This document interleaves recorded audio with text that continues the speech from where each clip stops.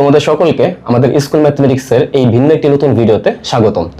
আজকে আমরা তোমাদের অবিক স্যার বা অবিক ভাইয়া, তোমরা তাকে যে নামে চেনো, তার ব্যক্তিগত শিক্ষা জীবন এবং তার অনলাইনে শিক্ষক হিসেবে যুক্ত হওয়ার যে জার্নি সেটা সম্পর্কে জানবো। তো অবিক, কেমন আছো তুমি? হ্যাঁ, তো আলহামদুলিল্লাহ ভালো আছি।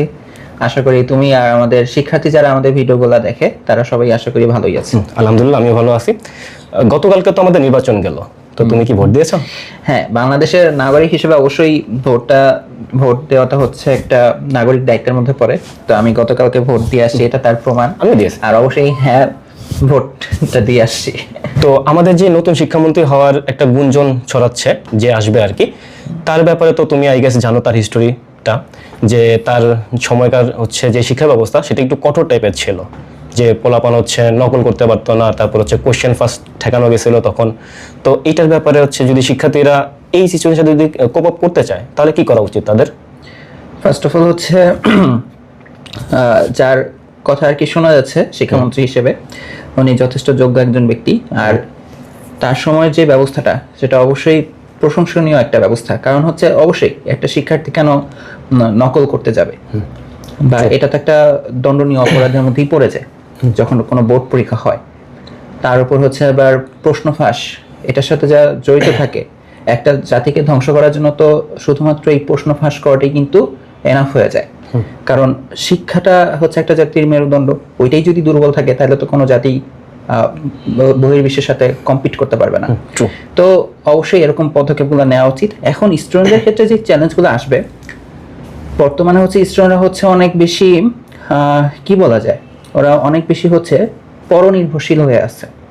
ওরা হচ্ছে ম্যাক্সিমাম সময় হচ্ছে সাজেশনের উপর আবার সাজেশন, বা হচ্ছে গিয়ে একদম এমন চায় যে ওরা শুধুমাত্র 5টা কোশ্চেন পড়বে, ওই 5টাই যেন পরীক্ষায় আসে, এরকম টাইপের জিনিসটা চায়। এটা কিন্তু ওয়ান কাইন্ড অফ নকলের মধ্যেই পড়ে, এটা আমি নকলের মধ্যেই গণ্য করি।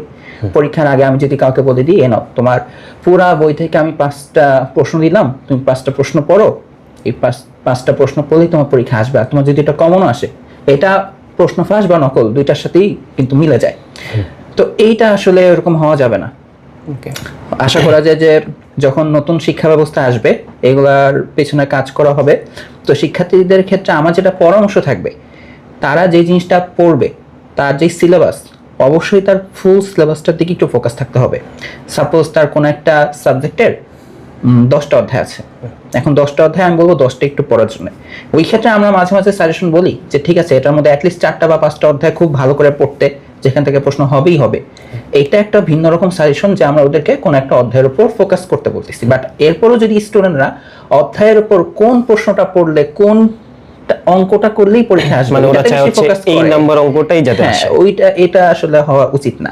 প্লাস 10টা অধ্যায়ের মধ্যে 4-5টা অধ্যায় খুব ভালোভাবে পড়লো, বাট বাকি যে অধ্যায়গুলো আছে সেগুলো যে পড়বে এমনটা হওয়া উচিত না। কারণ প্রশ্ন এখন আশা করা যায় যে গত 2-3টা বোর্ড পরীক্ষার রেজাল্ট দেখলেই বোঝা যাচ্ছে স্টুডেন্টদের কিন্তু অবস্থা খুব খারাপ। এই খারাপ অবস্থা কিন্তু কাটাইতে হবে। আর এটা শিক্ষা ব্যবস্থা না, স্টুডেন্টদের কাটাইতে হবে, তাদের নিজেদের অবস্থানটা স্ট্রং করতে হবে। মানে আমি যেটা বলতে চাচ্ছি, বেসিক ক্লিয়ার থাকতে হবে, প্লাস ফুল সিলেবাসটা একটু পড়তে হবে। ওকে, তোমার যে শিক্ষা জীবন তার ব্যাপারে যদি তুমি একটু বলতে, যেমন যদি প্রথমে কোশ্চেন করি যে তোমার শিক্ষা প্রতিষ্ঠান কোনটা ছিল প্রথমত? আচ্ছা, আমার জীবনের প্রথম প্রতিষ্ঠান ছিল অবশ্যই একটা স্কুল। সেই স্কুলের নাম হচ্ছে মুসলিম মডার্ন একাডেমি। আমি হচ্ছে সেই স্কুলে একদম ক্লাস 1-এ ভর্তি হই। তো ছোটকালে আর কি আমার ওই ছোট ক্লাসগুলো আছে না, 1-এর চেয়ে নিচে, মানে কেজি বা প্লে নার্সারি, এগুলো পড়া হয় নাই। একদম সরাসরি আমি ক্লাস 1-এই ভর্তি হয়েছিলাম। যদি এখানে একটু সমস্যা আছে, আমাদের ব্যাচের যত স্টুডেন্ট থাকে ম্যাক্সিমাম ক্ষেত্রে তাদের জন্মসাল দেখা যায় যে 2001 বা 2002টাও খুব কম, ম্যাক্সিমাম ক্ষেত্রে 2001টা বেশি দেখা যায়। বাট আমার কিন্তু জন্মসাল হচ্ছে এখানে 2003। এখানে এখন কারণটা হচ্ছে কেন 2003, বিষয়টা হচ্ছে আমার যখন 5 বছর মাত্র পূরণ হবে, কারণ আমার বার্থ মান্থ হচ্ছে জানুয়ারি। তো ওই মানে 5 বছর পূর্ণ হওয়ার আগে আমি ক্লাস 1-এ ভর্তি হয়েছিলাম। কারণ হচ্ছে আমার বোনরা হচ্ছে স্কুলে ভর্তি হচ্ছিল, মানে স্কুল চেঞ্জ করতেছিল, এই কারণে একটা ভর্তি পরীক্ষা দিবে। তো এটা বুঝতেছিলাম যে স্কুল নামে একটা জিনিস আছে, ওইখানে আর কি সবাই যায়। আর আমি যেই বাসায় থাকতাম, প্রতিবেশী একটা ছেলে ছিল, ছোটকালের বন্ধু বলা যায়। তো তার সাথে খেলাধুলা যে করতাম, সে আমার চেয়ে একটু বড় ছিল, বাট সে তখন ক্লাস 1-এ ভর্তি হবে। তো সে আমার কাছে এসে গল্প করতো যে সে স্কুলের ড্রেস বানাইছে, স্কুলের জন্য বই খাতা কিনে আনতেছে। তো তার ওই উৎসাহ দেখে আমি খুব এক্সাইটেড ছিলাম যে আমিও স্কুলে ভর্তি হব। তো আমার বোনরা যখন ফর্ম উঠায়, মানে আব্বু যখন ফর্ম নিয়ে আসে, তো তখন আর কি আমার জেদের কারণে আব্বু আমার জন্য ক্লাস 1-এর ফর্ম নিয়ে আসে। আর আম্মু চাচ্ছিল যে আমি আরো 1 বছর পরে স্কুলে ভর্তি হই, কারণ হচ্ছে যে বয়সের সাথে যাচ্ছিল না।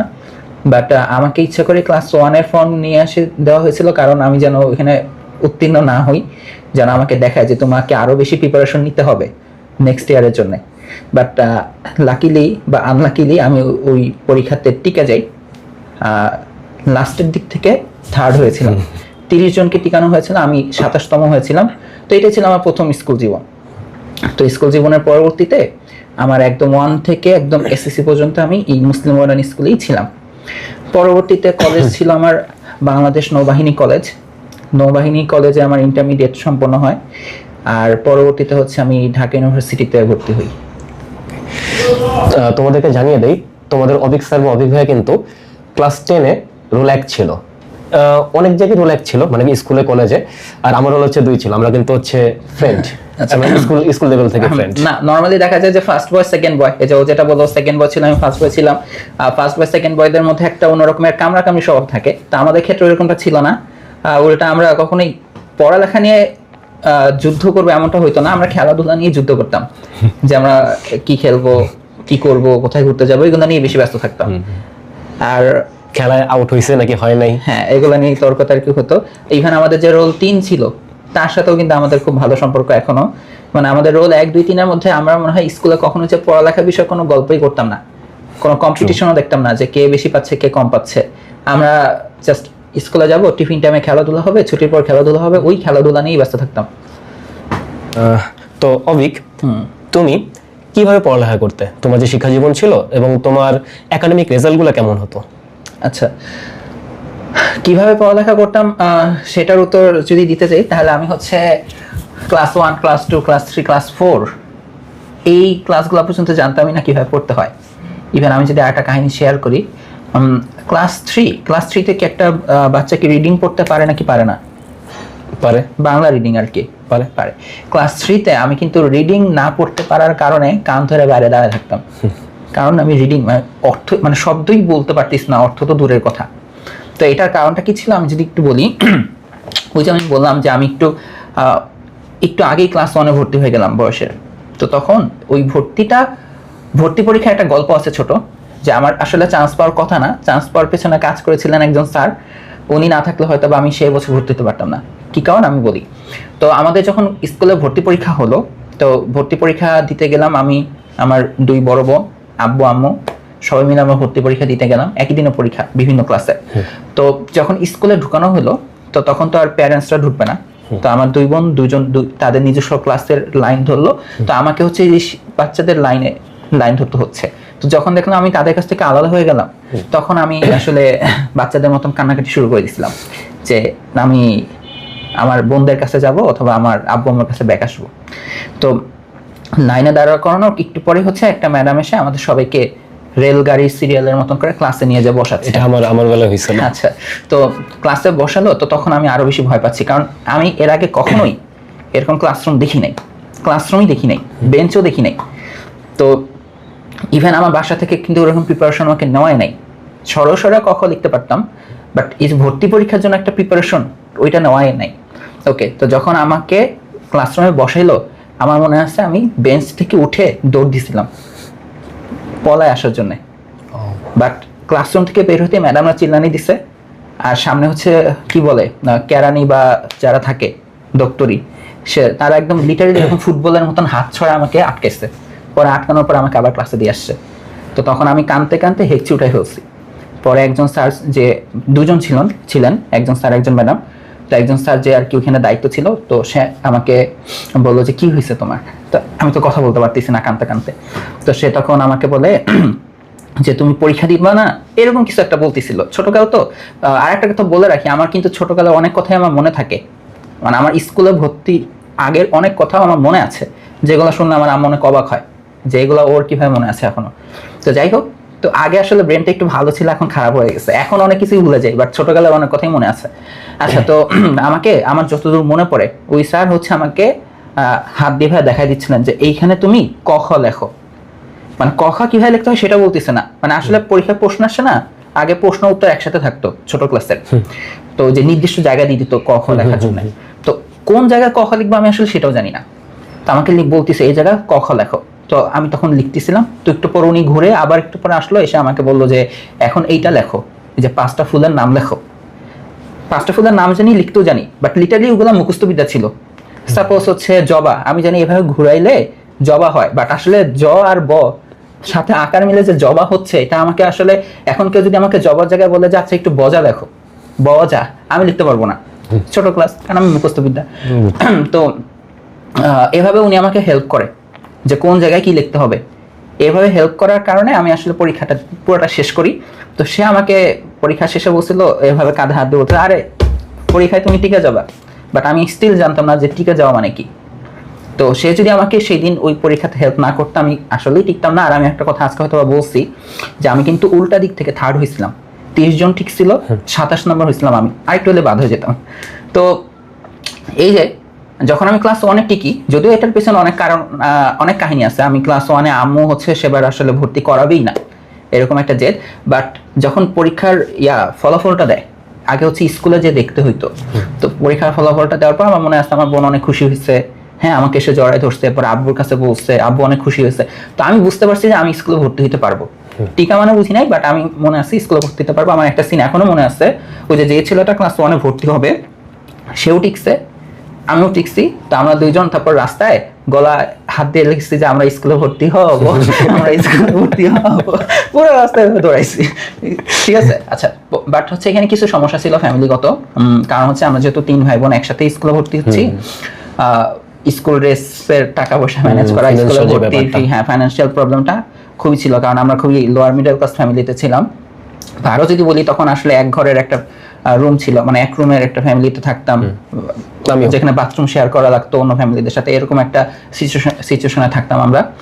তো ওই 3 জনকে একসাথে স্কুলে ভর্তি করানোর যে কস্টিংটা, সেটা হচ্ছে আব্বুর পক্ষে তখন বেয়ার করাটা খুবই টাফ ছিল। তো আমার এরকম মনে আসছে যে একটা সময় এরকম আসছিল যে আমাকে ভর্তি করাবেই না, জাস্ট বিকজ ফাইন্যান্সিয়াল প্রবলেমের কারণে। আমার মনে আছে আমি এটা নিয়েও কান্নাকাটি করছিলাম। যাই হোক, পরবর্তীতে আব্বু অনেক যেভাবেই হোক কোনো না কোনোভাবে ম্যানেজ করছে টাকা পয়সা, পরে আমি ভর্তি হই স্কুলে। তো স্কুলে ভর্তি হওয়ার পর আমার লেখাপড়াটা খুবই খারাপ গেছে। এই যে মাত্র জিজ্ঞাসা করলাম না যে আমার লেখাপড়া কিরকম গেছে, খুবই খারাপ গেছে। কেন খারাপ গেছে?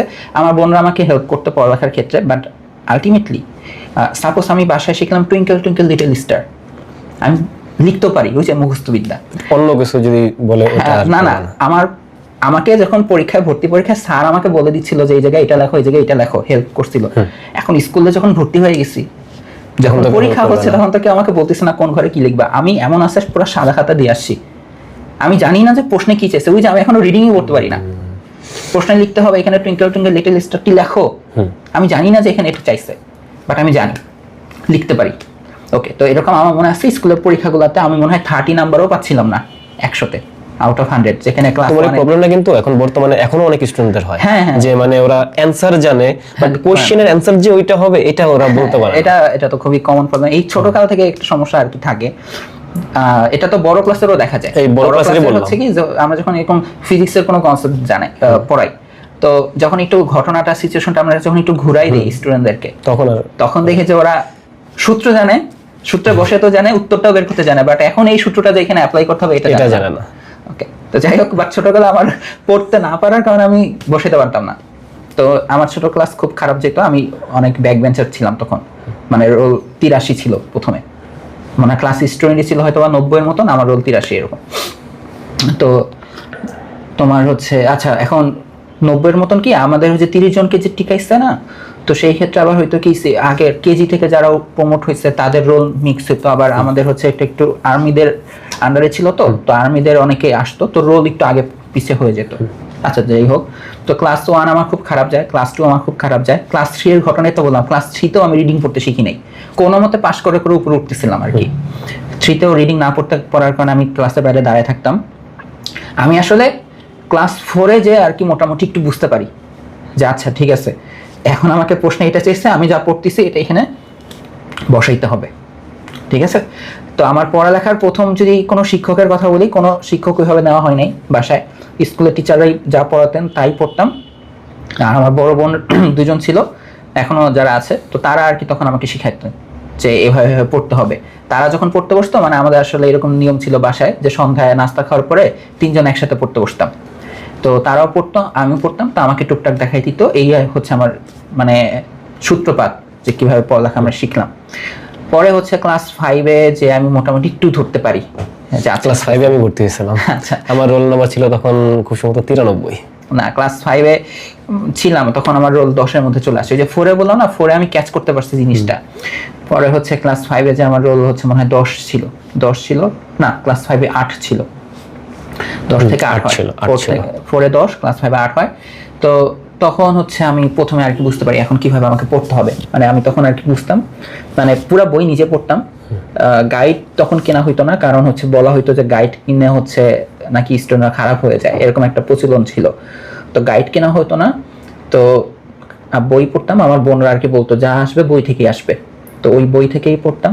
পরীক্ষায় দেখতাম যে বই থেকে আসতো, লিখে দিয়ে আসতাম, এই আর কি নাম্বার পেতাম। বাট টপ করতে পারতাম না, মানে 1, 2, 3 হইতো না, এভাবে আর কি পার করে আসতাম। বাট হচ্ছে আমাদের সময় তো পিএসসি পরীক্ষা ছিল। পিইসি, হ্যাঁ পিইসি, আচ্ছা পিএসসি বলা নাকি? পিইসি, আচ্ছা কেন প্রাইমারি স্কুল সার্টিফিকেটও তো বলে, এডুকেশন স্যার। আচ্ছা প্রাইমারি এডুকেশন সার্টিফিকেট, আচ্ছা যেটা। তো সেই পরীক্ষাতে জিপিএ 5 পাই, সবাই ক্লাসে সবাই মনে হয় জিপিএ 5 পেয়ে যাচ্ছিল, এরকম ছিল। পরে হচ্ছে যখন ক্লাস 6-এ উঠি, 6-এ আমার প্রথম রোল 1 হয়। আর আমি একটা কথা বলে রাখি, ক্লাস 6-এ মানে আমরা ছিলাম প্রথম ব্যাচ যাদের হচ্ছে ম্যাথ সৃজনশীল শুরু হয়।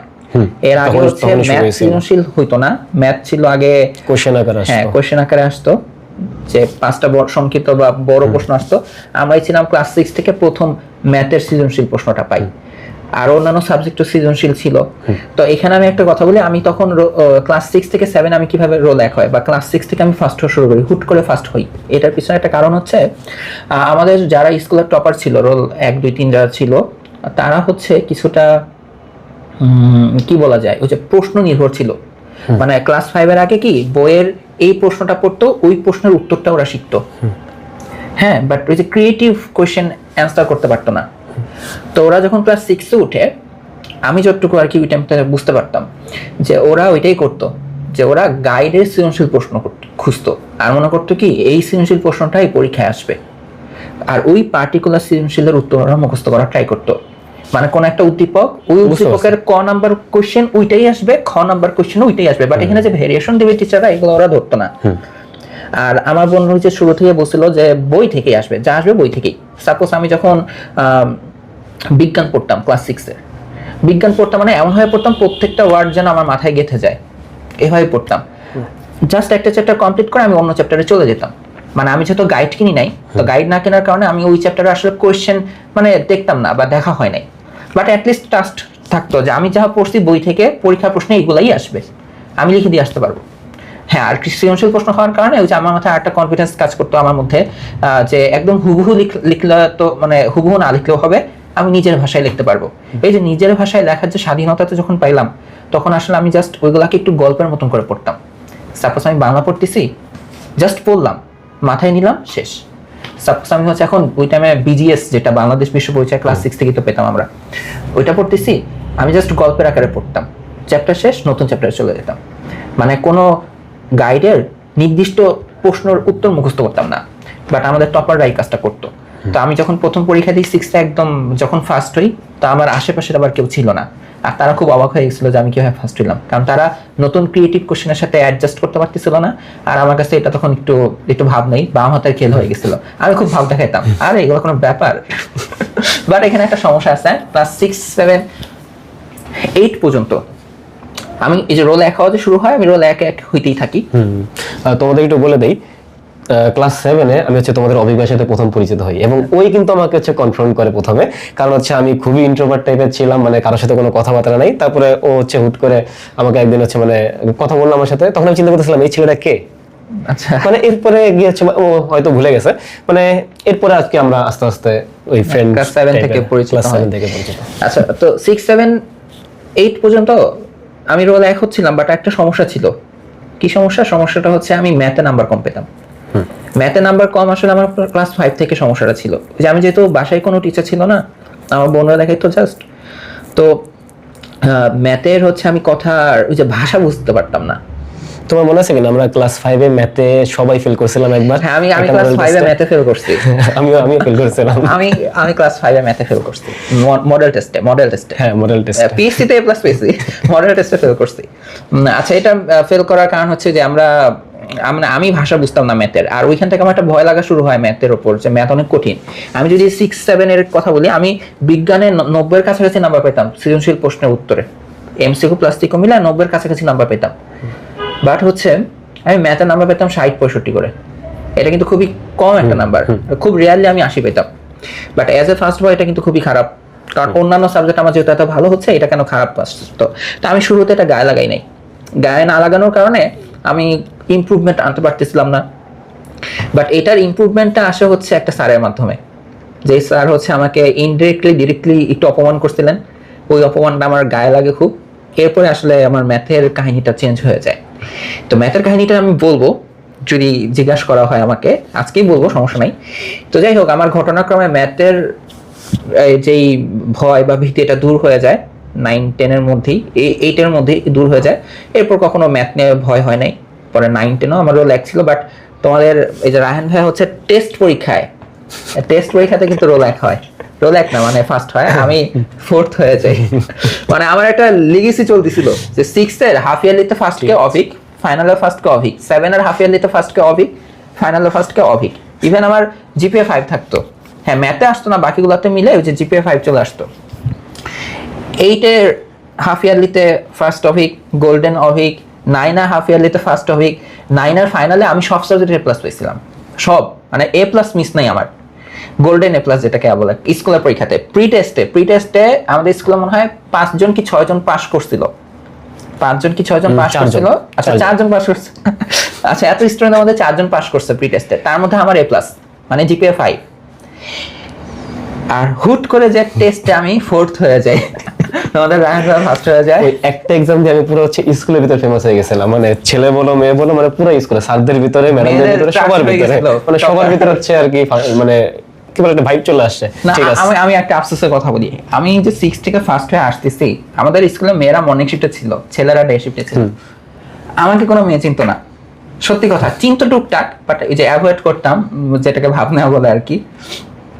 বাট আমি এতদিন ধরে ফার্স্ট হয়ে আসতেছি, আমাকে এত মেয়ে কখনো পাত্তা দেয় নাই। ও একটা পরীক্ষা ফার্স্ট হওয়ার পরে ওকে ম্যাডাম মেয়েদের ক্লাসে নিয়ে যায়, দেখো জিপিএ 5 পেয়েছে টেস্ট পরীক্ষাতে, টপার। এইগুলো শোনার পর আমার গায়ে লাগতো যে কি, আমি এতদিন ধরে একটা লিগেসি মেনটেন করে আসতেছি, আমার তো একটা ক্রেডিট থাকা উচিত, আমাকে একটু মেয়েদের কাছে নিয়ে যে বলতে পারে। হ্যাঁ, ভালো কথা। মানে ওই এক্সামে, টেস্ট এক্সামে স্কুলে কেউ এ প্লাস পায়নি, জাস্ট একলা আমি এ প্লাস ছিলাম আর কি। মানে এই কারণে আর কি, ভাব নিতেছো 6 থেকে 10 পর্যন্ত জীবনে এক স্কুলে একটা এ প্লাস আসতো, সেটা ইস্টাবিল সদর অভিকের। ঠিক আছে। আচ্ছা, তো যাই হোক, পরবর্তীতে স্কুলের এসএসসি পরে হচ্ছে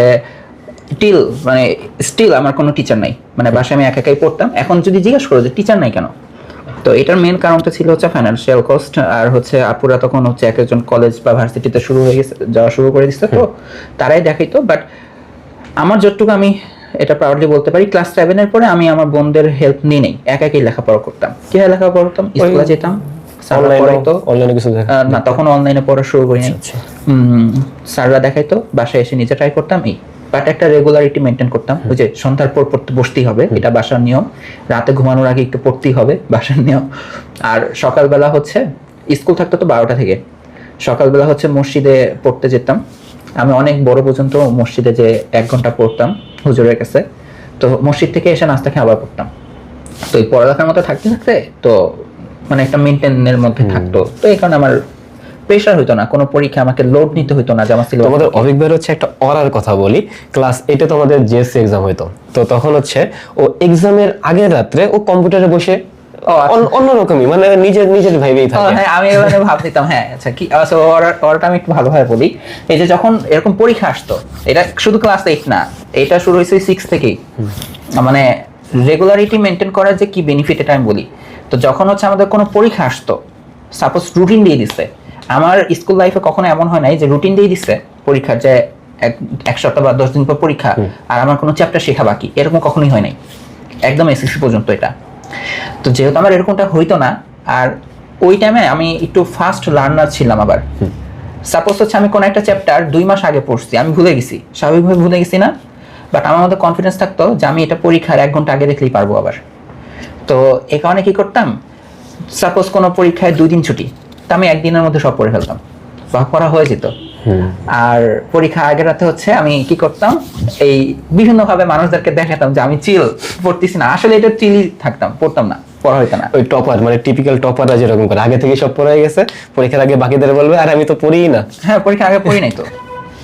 আমাকে যখন ক্লাসে যেত মানুষ বলতো এই পড়ে আসছো, আমি বলতাম না পড়ি নাই। এটা কিন্তু সত্যি কথাই বুঝছি, আমি সকালেও পড়ি নাই, কালকে রাতেও পড়ি নাই, তার আগে 2 দিন আগে পড়ছি না কি পড়ি নাই সেটা তো জিজ্ঞাসা করে নাই, পড়ি নাই, না পড়ি পরীক্ষা দিচ্ছি। আচ্ছা, তো যাই হোক, তো আমার স্কুল লাইফ পর্যন্ত কোনো টিচার ছিল না।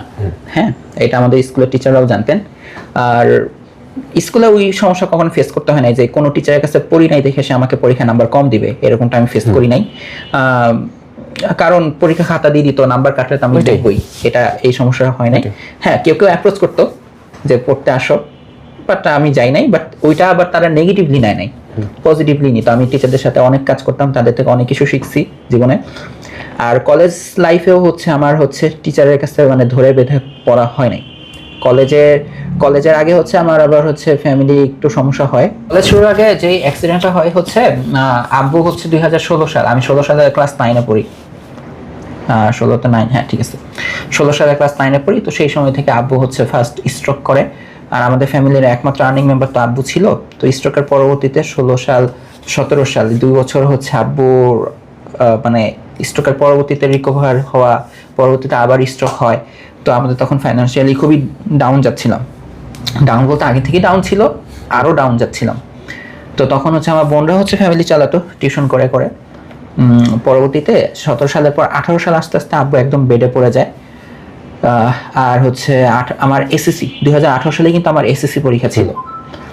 আমি একটা কথা বলি যে তোমাদের রায়হান ভাই যখন ফার্স্ট হয়, তাই না, টেস্টে ফার্স্ট হয়েছে, আমার ওই টেস্টে ফার্স্টে ওই টাইমে কিন্তু আমার ফ্যামিলির অবস্থা খুব খারাপ। মানে আব্বু স্ট্রোক করে 2 বছর ধরে বেডে, মানে কোনো ইনকাম সোর্স আমাদের ওরকম নাই। এখন আমার বোনরা হচ্ছে টিউশন করে ফ্যামিলি চালাচ্ছে। তো ওইটা খুবই প্রেশারের মধ্যে ছিলাম, মানে আমার ফ্যামিলি। ইভেন এটা আরেকটা খুবই, এটা সত্যি কথা যে এমনও হয়েছে যে দুপুরবেলা হচ্ছে আমাদের রান্না করার মতন কিছু ছিল না, এরকমও হয়েছে যে আমরা দুপুরে না খেয়ে আসছি। আরেকটা হচ্ছে, তোমরা এই কথা চিনবা কিনা, এটা গ্রাম অঞ্চলের কথা, যে যাও চিনো, এটা যাও হচ্ছে একটা খাবারের মতন। হ্যাঁ, চাল ভিজা কি হয় জানি রান্না করে, আমার ভালো লাগে না। একটা সময় হচ্ছে আমরা মানে এমন আছে যে টানা 2 দিন চাও খাচ্ছি, বুঝছো, অনেকেই চিনবে, তোমরা চিনবে না হয়তো। তো ওই সময় কিন্তু তোমাদের রায়হান ভাই টেস্টে ফার্স্ট হয়েছে, আমি টেস্টে 4th হয়েছি। এটা কিন্তু ভাবার বিষয় না যে একটা ছেলে ক্লাস 6 থেকে ফার্স্ট ক্লাস 10-এর টেস্ট পরীক্ষা সে জিপিএ 5 পেয়েছে, টেস্ট পরীক্ষা কেমন 4th হয়, ফার্স্ট হইছে এটাই।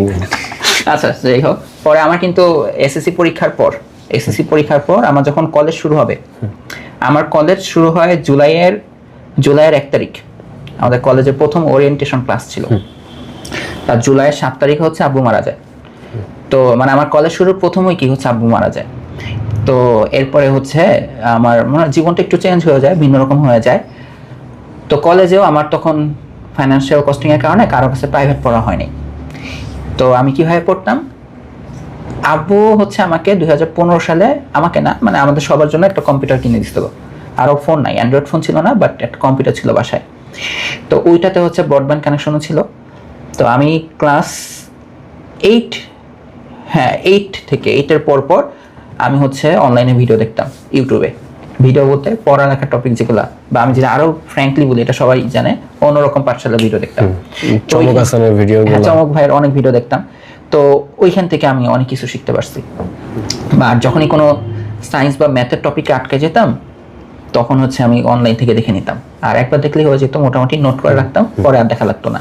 তো এইভাবে আর কি পড়তাম। তো ইন্টারেও আমার শুরু থেকেই এভাবেই ছিল, অন্যরকম পাঠশালার প্রচুর ভিডিও আমি দেখতাম। ইভেন আমার বাসায় এখনো মানে এক রিমের মতন খাতা আছে খালি ইন্টারের নোট, আর পুরো নোট অনলাইনের নোট, মানে অনলাইন থেকে। তখন তো পেইড কোর্স ছিল না, পেইড কোর্স বা এডটেক ছিল না, তখন ওই ইউটিউব থেকে আমরা দেখতাম।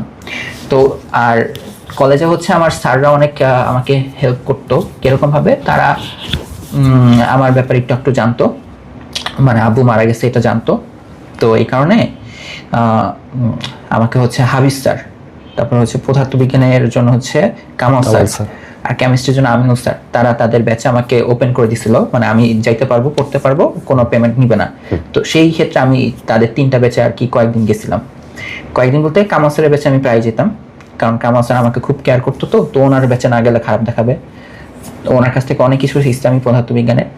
তো তাদের বেঁচে যেতাম, বাট বাকিগুলাতে ইররেগুলার ছিলাম, ম্যাথ বা কেমিস্ট্রিতে, কারণ বিবেকে বাঁকতো যে আমি তো পেমেন্ট দিচ্ছি না, শুধু শুধু স্যারে বেঁচে যাব, কেমন দেখায়। আর হচ্ছে স্কুল লাইফে আমার কোনো বেতন লাগে নাই, জানো তো আমাদের স্কুলের নিয়ম ছিল রোল 1 হলে বেতন নেওয়া হতো না, ফ্রি হচ্ছে, ফ্রি ছিল, আর রোল 2 হচ্ছে হাফ ছিল। হ্যাঁ, তো আমার 6 থেকে বেতন লাগে নাই স্কুলে, 6, 7, 8, 6 এর পর আর কি 7 থেকে রোল একটো, তো 7, 8, 9, 10 পর্যন্ত লাগে নাই। আর কলেজে যখন ফার্স্ট হই, কলেজে এই নিয়মটা ছিল না, বাট আমি যখন ফার্স্ট হলাম কলেজেও ফার্স্ট হয়েছিলাম হাফ ইয়ারলিতে 400 স্টুডেন্টের মধ্যে। তো তখন আর কি কামাল স্যার আমাকে প্রিন্সিপালের রুমে নিয়ে যায় আর কি বলছিল, স্যার ও তো ফার্স্ট হয়েছে প্লাস হচ্ছে গিয়ে তোর ফ্যামিলির অবস্থা একটু খারাপ, তো কি করা যায়। তো প্রিন্সিপাল আর কি শোনা মাত্রই বলছে যে আচ্ছা তাহলে হচ্ছে ওর বেতন, কলেজে বেতন অনেক বেশি ছিল, ওইটা মানে 1800 টাকা ছিল আমাদের। স্কুলে আমার বেতনে লাগে নাই, বাট তখন কলেজে মান্থলি 1800 টাকা। স্কুলে তো আমরা প্রায় 200 এরকম টাকা ছিল, আমরা গরিব স্কুলে পড়ছি। আচ্ছা, তো যাই হোক, কলেজে 1800 টাকা অনেক বেশি ছিল আমাদের জন্য, মানে আমার বোন অনেক চিন্তা করতো প্রত্যেক মাসে 1800 টাকার মতন রেডি রাখবে। তো তখন আর কি প্রিন্সিপাল ওটা হাফ করে দেয়, আর বলছিল যে যতদিন রোল 1 থাকবে ততদিন হাফ চলতে থাকবে, এই আর কি। তো কলেজে আর কি এই হেল্পটা আমি পাইছিলাম। তো কলেজেও আমার আলটিমেটলি টিচার ছিল না। আর আমাদের সময় তো আবার কোভিড-19 আসে ইন্টার পরীক্ষার ঠিক আগ মুহূর্তে। আমরা ফুল ইন্টার লাইফ পড়ালেখা করলাম। আচ্ছা, আমি একটু বলে রাখি, আমরা কিন্তু এইচএসসি অটো পাস, আমরা ইন্টার পরীক্ষা দিই নাই। আচ্ছা, বাট আমরা কিন্তু ফুল এইচএসসি লাইফটা পার করে আসছি, মানে এইচএসসিতে হাফ ইয়ারলি পরীক্ষা, পরে হচ্ছে সেকেন্ড ইয়ারে হচ্ছে আমরা প্রি টেস্ট পরীক্ষা, টেস্ট পরীক্ষা, মডেল টেস্ট পরীক্ষা, লাস্টে অ্যাডমিট কার্ড পর্যন্ত পাওয়া। আমাদের অ্যাডমিট কার্ড পাওয়ার পরে কিন্তু করোনার স্থগিত করে দিচ্ছিল আমাদের মানে ইন্টার পরীক্ষাটা। তো সবই পুরো ইন্টার লাইফটা পার করে আসছি, জাস্ট পরীক্ষাটা দিতে পারিনি। তো ইন্টার পরবর্তীতেও আর কি আমার যে অ্যাডমিশন ফেজ, যেটা আমি সত্যি কথা যদি বলি, আমার কিন্তু কোনো কোচিংও কিন্তু ভর্তি হওয়া হয় নাই। মানে হওয়ার প্ল্যান ছিল, ফাইন্যান্সিয়াল কস্টিং তো ছিল, বাট আমার বোনরা টাকা পয়সা রেডি রাখছিল যে আমাকে অমুক কোচিংয়ে ভর্তি করাবে। এখানে আরেকটা কথা আমি যদি বলি, আমার বড় বোনের গ্র্যাজুয়েশন শেষের পরে একটা বাংলাদেশের অনেক বড় একটা কোচিং, অফলাইন কোচিং, জায়ান্ট, সবাই বুঝে কোন কোচিংটা। তো সেইখানে হচ্ছে এক্সামিনার হিসেবে জব করতো, জাস্ট এক্সাম নিবে আর কি। উচ্চারণটা মাথায় আসতেছে না, ইনভিজিলেটর। হ্যাঁ, ইনভিজিলেটর, ঠিক উচ্চারণ করছি? এরকম হয়তো। আচ্ছা, আরে অনলাইনে পরে উচ্চারণ করতে পারি, আমি তো ম্যাথ পড়াই। আচ্ছা, তো এটা হিসেবে কাজ করতো। তো ওইখানকার 10 নম্বরের কাজ করতো। তো ওইখানে সে রিকোয়েস্ট করছিল যে তার ভাইকে পড়াবে কোচিংয়ে, অ্যাডমিশন ইঞ্জিনিয়ারিং এর জন্য পড়াবে, পেমেন্টটা কমায় নেওয়া যায় কিনা। তো তাদের ওই টাইমে কস্ট তখনই ছিল মনে হয় হচ্ছে 16,500, মানে এমনি কস্ট 20, বাট একটা ডেডলাইনের মধ্যে ভর্তি হলে 16,500, কারণ পছন্দ মতো ব্যাচে ভর্তি হওয়ার সুযোগ। তো ওই টাইমটাতে আর কি আমার বোন রিকোয়েস্ট করছিল যে ওইটা কমায় দেওয়া যায় কিনা। তো তাদের কথা হচ্ছে কমাবে না, যতই পরিচিত হোক কমাবে না, আননোনের কাছেও যা রাখবে পরিচিত মানুষের কাছেও তাই রাখবে। বাট আমার বোন অনেক এক্সপেক্ট করছিল যে মিনিমাম ওইটা অ্যাটলিস্ট যদি 13-14 হাজারও নিয়ে আসে তাহলে একটু আমাদের জন্য ভালো হবে। তো ওই টাইমটাতে তারা এটা কমায় নাই। আবার হচ্ছে আমি ওমেকা নামে একটা কোচিং ছিল, ওমেকা, এখন হ্যাঁ ওমেকা নামটা অনেকেই হয়তো চিনবে না, বাট ওই টাইমে ওমেকা কোচিংটা ছিল। তো ওমেকা কোচিং হচ্ছে কামাল স্যার, যে ফিজিক্স, আমাদের কলেজের যে ফিজিক্স টিচার, তো সে আমাকে কথা বলাই দিছিল যে আমি তাদের কোচিংয়ে পড়বো, আর হচ্ছে গিয়ে কোনো পেমেন্ট হয়তো বা নিবে না অ্যাডমিশনের যে হিউজ অ্যামাউন্টটা, বাট 500 টাকা দিয়ে আর কি অ্যাটলিস্ট কনফার্ম হইতে হবে। তো 500 টাকা দিচ্ছিলাম আমরা ওইখানে। তো এইটাই ছিল আমার অ্যাডমিশনের কি বলে প্রস্তুতির ব্যাপারটা, তো অ্যাডমিশন প্রস্তুতির ব্যাপারে। বাট আলটিমেটলি ওমেকা আমাদের যেহেতু করোনা চলে আসে, অনলাইনে ওমেকা আসতে পারে না, অফলাইনে ওরা ক্লাস নাই, তা আমার আসলে 500 টাকা লস। বেশি সুবিধা খুঁজতেছে, লস করেছে 500 টাকা। আচ্ছা, তো যাই হোক, তো অনলাইনে অনেকে থাকে না যে বিভিন্ন ধরো বুয়েটে পড়তে চাচ্ছে, সে বুয়েটের একটা ভাইয়ের কাছে পড়তেছে ডেডিকেটেড ভাবে, বা ঢাকা ইউনিভার্সিটিতে পড়তে চায়। আমাদের অনেকগুলো ফ্রেন্ডই পড়ছে। তো আমরাও তো এখানে এখন পড়াই, যেমন আমি ঢাকা ইউনিভার্সিটির জন্য কিন্তু ডেডিকেটেড স্টুডেন্ট পড়াই। বাট আমার ওই টাইমটাতে আমরা এরকম কিন্তু করতে পারি নাই। তুমিও যেমন রায়হানও আছে, রায়হানও আমি যেরকম ভাবে প্রিপারেশন নিচ্ছি, রায়হানও ঠিক সেভাবেই প্রিপারেশনটা নিচ্ছে। আমরা একসাথেই প্রিপারেশন নিতাম ইনফ্যাক্ট। তো এই ছিল অ্যাডমিশন প্রিপারেশন, যেটা টোটালি ছিল নিজের ওপর। আর অনলাইনে ভিডিও দেখতাম, তখন অনলাইনে ভিডিওগুলাই দেখতাম টুকটাক। বাট ওই যে ওই এখন এডটেকে যেরকম কোর্স সেল হয় সেরকম কোর্স সেলটা ছিল না, আর এছাড়া কোনো এক্সট্রা প্রস্তুতি ছিল না। তো আমাকে যদি জিজ্ঞাসা করো তোমার লাইফের ব্যক্তিগত শিক্ষক, আমার প্রতিষ্ঠানের শিক্ষক ব্যতীত, মানে স্কুলের টিচার, কলেজের টিচার ব্যতীত আলাদা কোনো শিক্ষক ছিল না। বা এখন এটা ভিডিও তো অনলাইনেও যাবে, সবাই বলবে যে ভাই এই কথা সবাই বলে, যারা এখন অনলাইনে টিচাররা সবাই বলে। আমরা জানি যে আসলে বাট কোন কেউ যদি ক্লেম করতে পারে আমি অভিজ্ঞ টিচার ছিলাম, প্রাইভেট টিচার ছিলাম, কি দেওয়া যায়? তোমার যা আছে সব দিয়ে দাও। কিছু আর নাই, কিছু না। আর যে একটা ডায়লগ আছে না, দেওয়ার কিছু নাই, দিয়ে গেলাম ভালো একটা। না, এরকম কেউ ক্লেম করতে পারবে না, কোনো অপশনই নেই, থাকলে তো হইতেই। আচ্ছা, তো এই ছিল আর কি আমার এডুকেশন লাইফ মোটামুটি।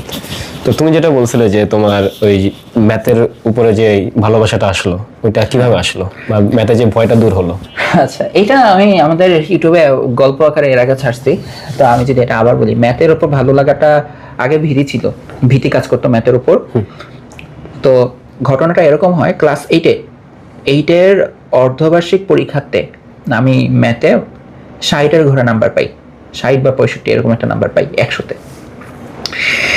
বাট একটা ছেলে, ও হচ্ছে স্কুলের পরীক্ষাতে, মানে পরীক্ষার আগে ক্লাস করে নাই, মানে ওর বাবা আর্মি, তো এই কারণে আর কি ট্রান্সফার হয়ে এখানে আসে। তো ডিরেক্ট পরীক্ষা দেয়, ডিরেক্ট হাফ ইয়ারলি পরীক্ষাটা দেয়। তো হাফ ইয়ারলি পরীক্ষা দিয়ে ম্যাথে ও 90+ নাম্বার পায়। তো 90+ নাম্বার পাওয়ার পর আমাদের যে গণিত শিক্ষক, ম্যাথ স্যার ছিলেন, তো সে ক্লাসে খুব খুশি। কেন? যে তার ক্লাস থেকে 90+ নাম্বার উঠছে ম্যাথে। তো সে ক্লাসে আর কি ভাবে বলছিলেন যে আমাদের রোল 1 পায় 60, আর যে ক্লাসই করে না সে পায় 90। কোথায় ডিফারেন্স তোমরা দেখতে পাচ্ছো?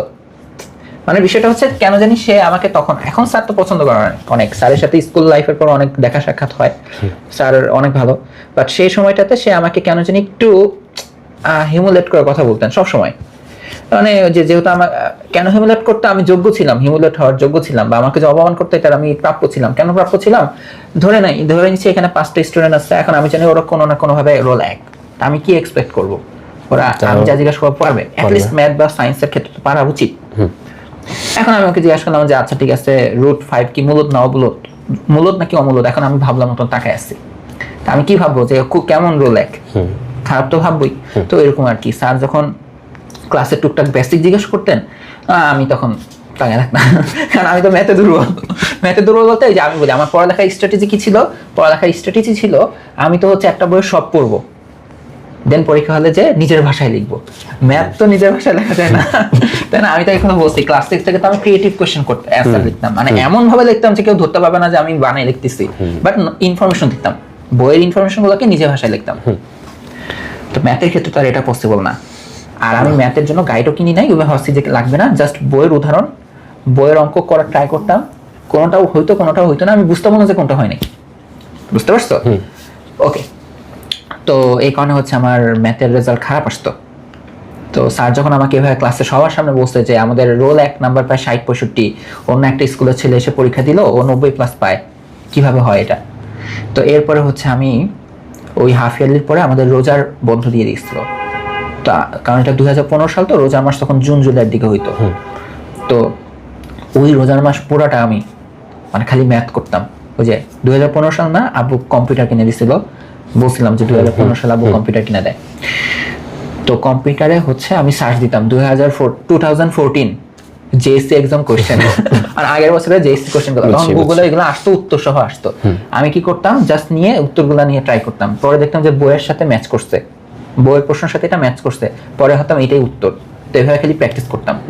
আমার স্পেশালি স্টেট, বীজগাণিতিকের যে অধ্যায়গুলো ছিল ওইগুলোর উপর অনেক প্র্যাকটিস করতাম।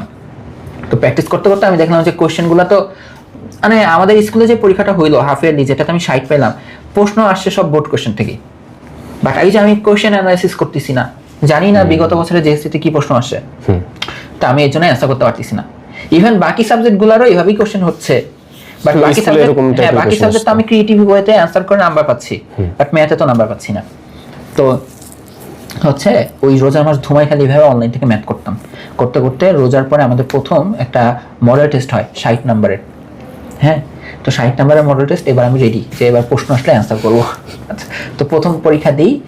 তো এখানে বলে রাখি, ক্লাস 1 থেকে শুরু করে ক্লাস 8 পর্যন্ত আমি কখনো ম্যাথে হাইয়েস্ট পাই নাই। হাইয়েস্ট, ফুল মার্কস তো দূরের কথা, হাইয়েস্টই পাই নাই, 100 তো জীবনেও পাইনি ক্লাস 8 পর্যন্ত। পরে ওই মডেল টেস্ট 60 মার্কের হয়, 60 মার্কের মধ্যে আমি পেয়েছিলাম 60। মানে প্রথম আমি ম্যাথে ফুল মার্কস পেয়েছি, 100 না 60-এ 60 পাইছি। তো এটা আমার জন্য খুব এক্সাইটিং একটা ব্যাপার ছিল যে ম্যাথেও ফুল মার্কস পাওয়া যায়। আমি আশা ছেড়ে দিছিলাম যে এখন তো বড় ক্লাসে উঠে গেছি, 100-তে 100 হয়তো জীবনে পাবো না। আচ্ছা, ওই মডেল টেস্টের পরে এরপর আরেকটা কাহিনী ঘটে। এরপর 100 মার্কের একটা মডেল টেস্ট হয়, 60 মার্ক সৃজনশীল, 40 মার্ক এমসিকিউ এর।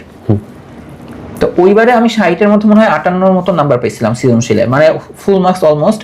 বাট এমসিকিউতে আবার 27 না 28 পেয়ে গেছি, মানে 40-এর মধ্যে প্রায় 10-12টা এমসিকিউ আমার ভুল। তো এটা নিয়েও স্যার কথা শুনাইছিল, বলছিলেন যে সৃজনশীল তো কয়েকটা প্র্যাকটিস করে আসলেই উত্তর করা যায়, এমসিকিউ হচ্ছে আসল ম্যাথের খেলা।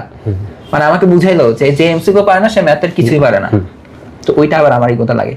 তো তখন হচ্ছে যে সিজনালের টেস্ট পেপার আমরা কিনি, ধুমাই খালি কোশ্চেন প্র্যাকটিস শুরু করি। আর এখানে আরেকটা কথা বলি, আমি একটা কথা মিস করে গেছি।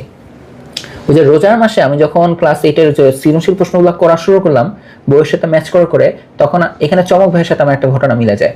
তো আমি দেখতেছিলাম কি ক্লাস 8-এর অনেক ম্যাথ আমি পারি না। তো তখন আমি ক্লাস 7-এর ম্যাথ নিছিলাম। ক্লাস 7-এর ম্যাথ নিয়ে আমি তখন ওই যে বীজগণিতের কথা বললাম না, যে এই যে x² * x⁵ মিলে যে এখন x⁵7 হবে, পাওয়ার পর যোগ, এই কনসেপ্টগুলো তো আমি শিখতেছিলাম না, মিস করে গেছিলাম। আমি আবার ক্লাস 7-এর ম্যাথ করছিলাম, বীজগণিতটা বেশি করছিলাম। এখনকার স্টুডেন্টদের বেশি হয় যে ওরা করোনার কারণে হচ্ছে পুরো স্কিপ করে গেছিল, এখন হুট করে এত হাই লেভেলের এগুলো পারতেছে না তারা। হ্যাঁ, তো তখন হচ্ছে আমি ক্লাস 7-এর ম্যাথ করছি আবার, বুঝছো? ওই রোজার মাসে বন্ধ না, 7-এর ম্যাথ করে আবার ক্লাস 8-এর ম্যাথ শুরু। তখন 8-এর ম্যাথ আমার কাছে ইজি হয়। এই সেম ঘটনাটা চমক ভাই বলে, চমক ভাই ক্লাস 9-এ থাকতে ম্যাথে আটকে গেছিল, তো সে তখন ক্লাস 8-এর ম্যাথ করছিল, আর আমি 8-এ আটকে গেছিলাম, আমি 7-এ ম্যাথ করছিলাম।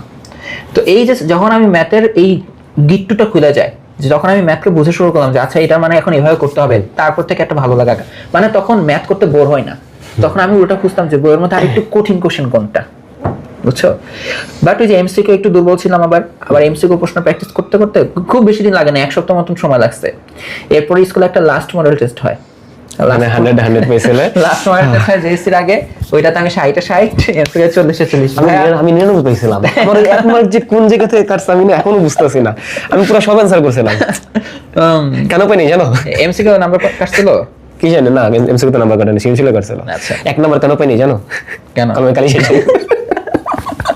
আচ্ছা, তো আমার জীবনে ওইটা ছিল 100-এ 100। আমি মানে প্রায় সেঞ্চুরি করে যখন সেলিব্রেট করি, আমার ওইরকম কত সেলিব্রেট করতে মন চাচ্ছিল। আচ্ছা, মানে আমাদের কিন্তু ইচ্ছা ছিল যে লাস্ট এক্সাম, মানে অ্যাটলিস্ট একটা এক্সাম আমরা হচ্ছে পুরো ফুল মার্কস পাবো, বুঝছো? বাট এর হয়ে গেল, আমি লাস্ট একটা নম্বরের জন্য আটকে গেলাম। আচ্ছা, এরপর এসএসসিতে কত পেয়েছিল জানি, ভুলে গেছি। ওগুলা 97 98 এরকম ছিল। আমার 97, তোমার 99 ছিল তখন, ভুলে গেছি নাম্বার। হ্যাঁ, এরকম আমার 97 ছিল। এসএসসির মার্কস বলা লাভ নাই, আমাদের সময় এসএসসির প্রশ্ন এই যে ফাঁস হয়েছিল, প্রচুর ফাঁস হয়েছিল। আমরা পাইনি। এই যে বলো অভিজ্ঞ, আপনার না কম্পিউটার ছিল, আপনি দেখেন নাই? না, আমি বলছিলাম আমি অনলাইনে বলে দেখি নাই, বলছিলাম। তোমাদের একটা কথা বলি, মানে এই যে এটা যে উঠলো, আমাদের স্কুলে একটা পরীক্ষা হইতেছিল, তো ওই পরীক্ষা হচ্ছে এর পরের এক্সামে কি কোশ্চেন টাইপের আসতে পারে, তো এটা হচ্ছে আমাদেরকে স্যার বলে দিছিল, মানে জাস্ট প্র্যাকটিসের জন্য। তো আমরা হচ্ছে ক্লাসে সবাই প্র্যাকটিস করতেছিলাম, তো অভিজ্ঞ বললাম, অভিজ্ঞ আসলে আমরা হচ্ছে প্র্যাকটিস করি, বাট ও কি বলছিল যে না, এটা যখন এক্সামে আসবে আমি এক্সাম হলে বসে এটা ট্রাই করব।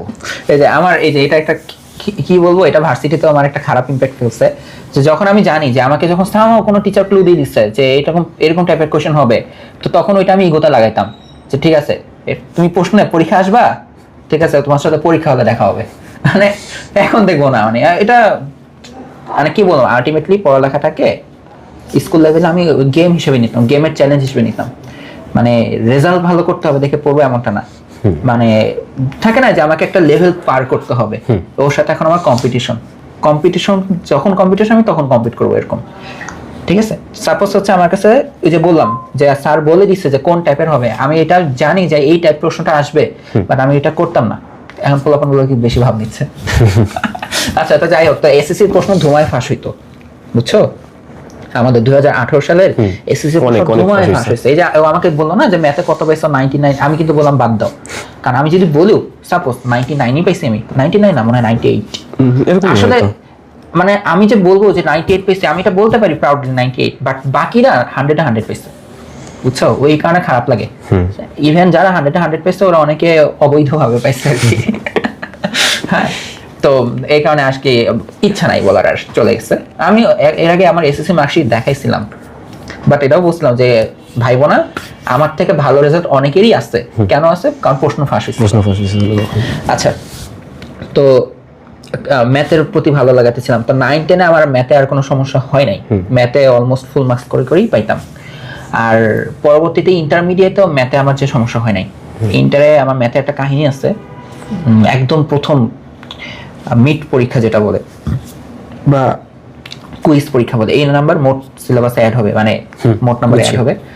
তো প্রথম কলেজের প্রথম পরীক্ষাতে, ম্যাথ পরীক্ষাতে তখনও ফার্স্ট হই নাই, মানে আমি ফার্স্ট হই নাই। আমি ওই পরীক্ষাতে 30-এর মধ্যে 24 পেয়েছিলাম, যদি এখন অনেক ভালো জানে ভালোই তো পাইছিলাম, বাট ওই টাইমে আমি খুব আপসেট ছিলাম। কেন জানো? কারণ 2জন 30-30 পেয়েছে। হ্যাঁ, বলছিলাম। আর ম্যাথ যেহেতু আমার ভালো লাগে, আমি 30-30 মানে 24 পেয়েছি।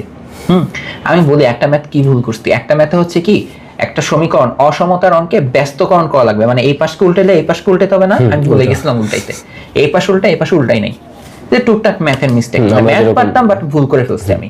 তো এখানে 4 মার্ক কাটা গেছে, এমসিকিউ 2টা ভুল গেছে আমার, তো 24 পেয়েছি আর কি আমি।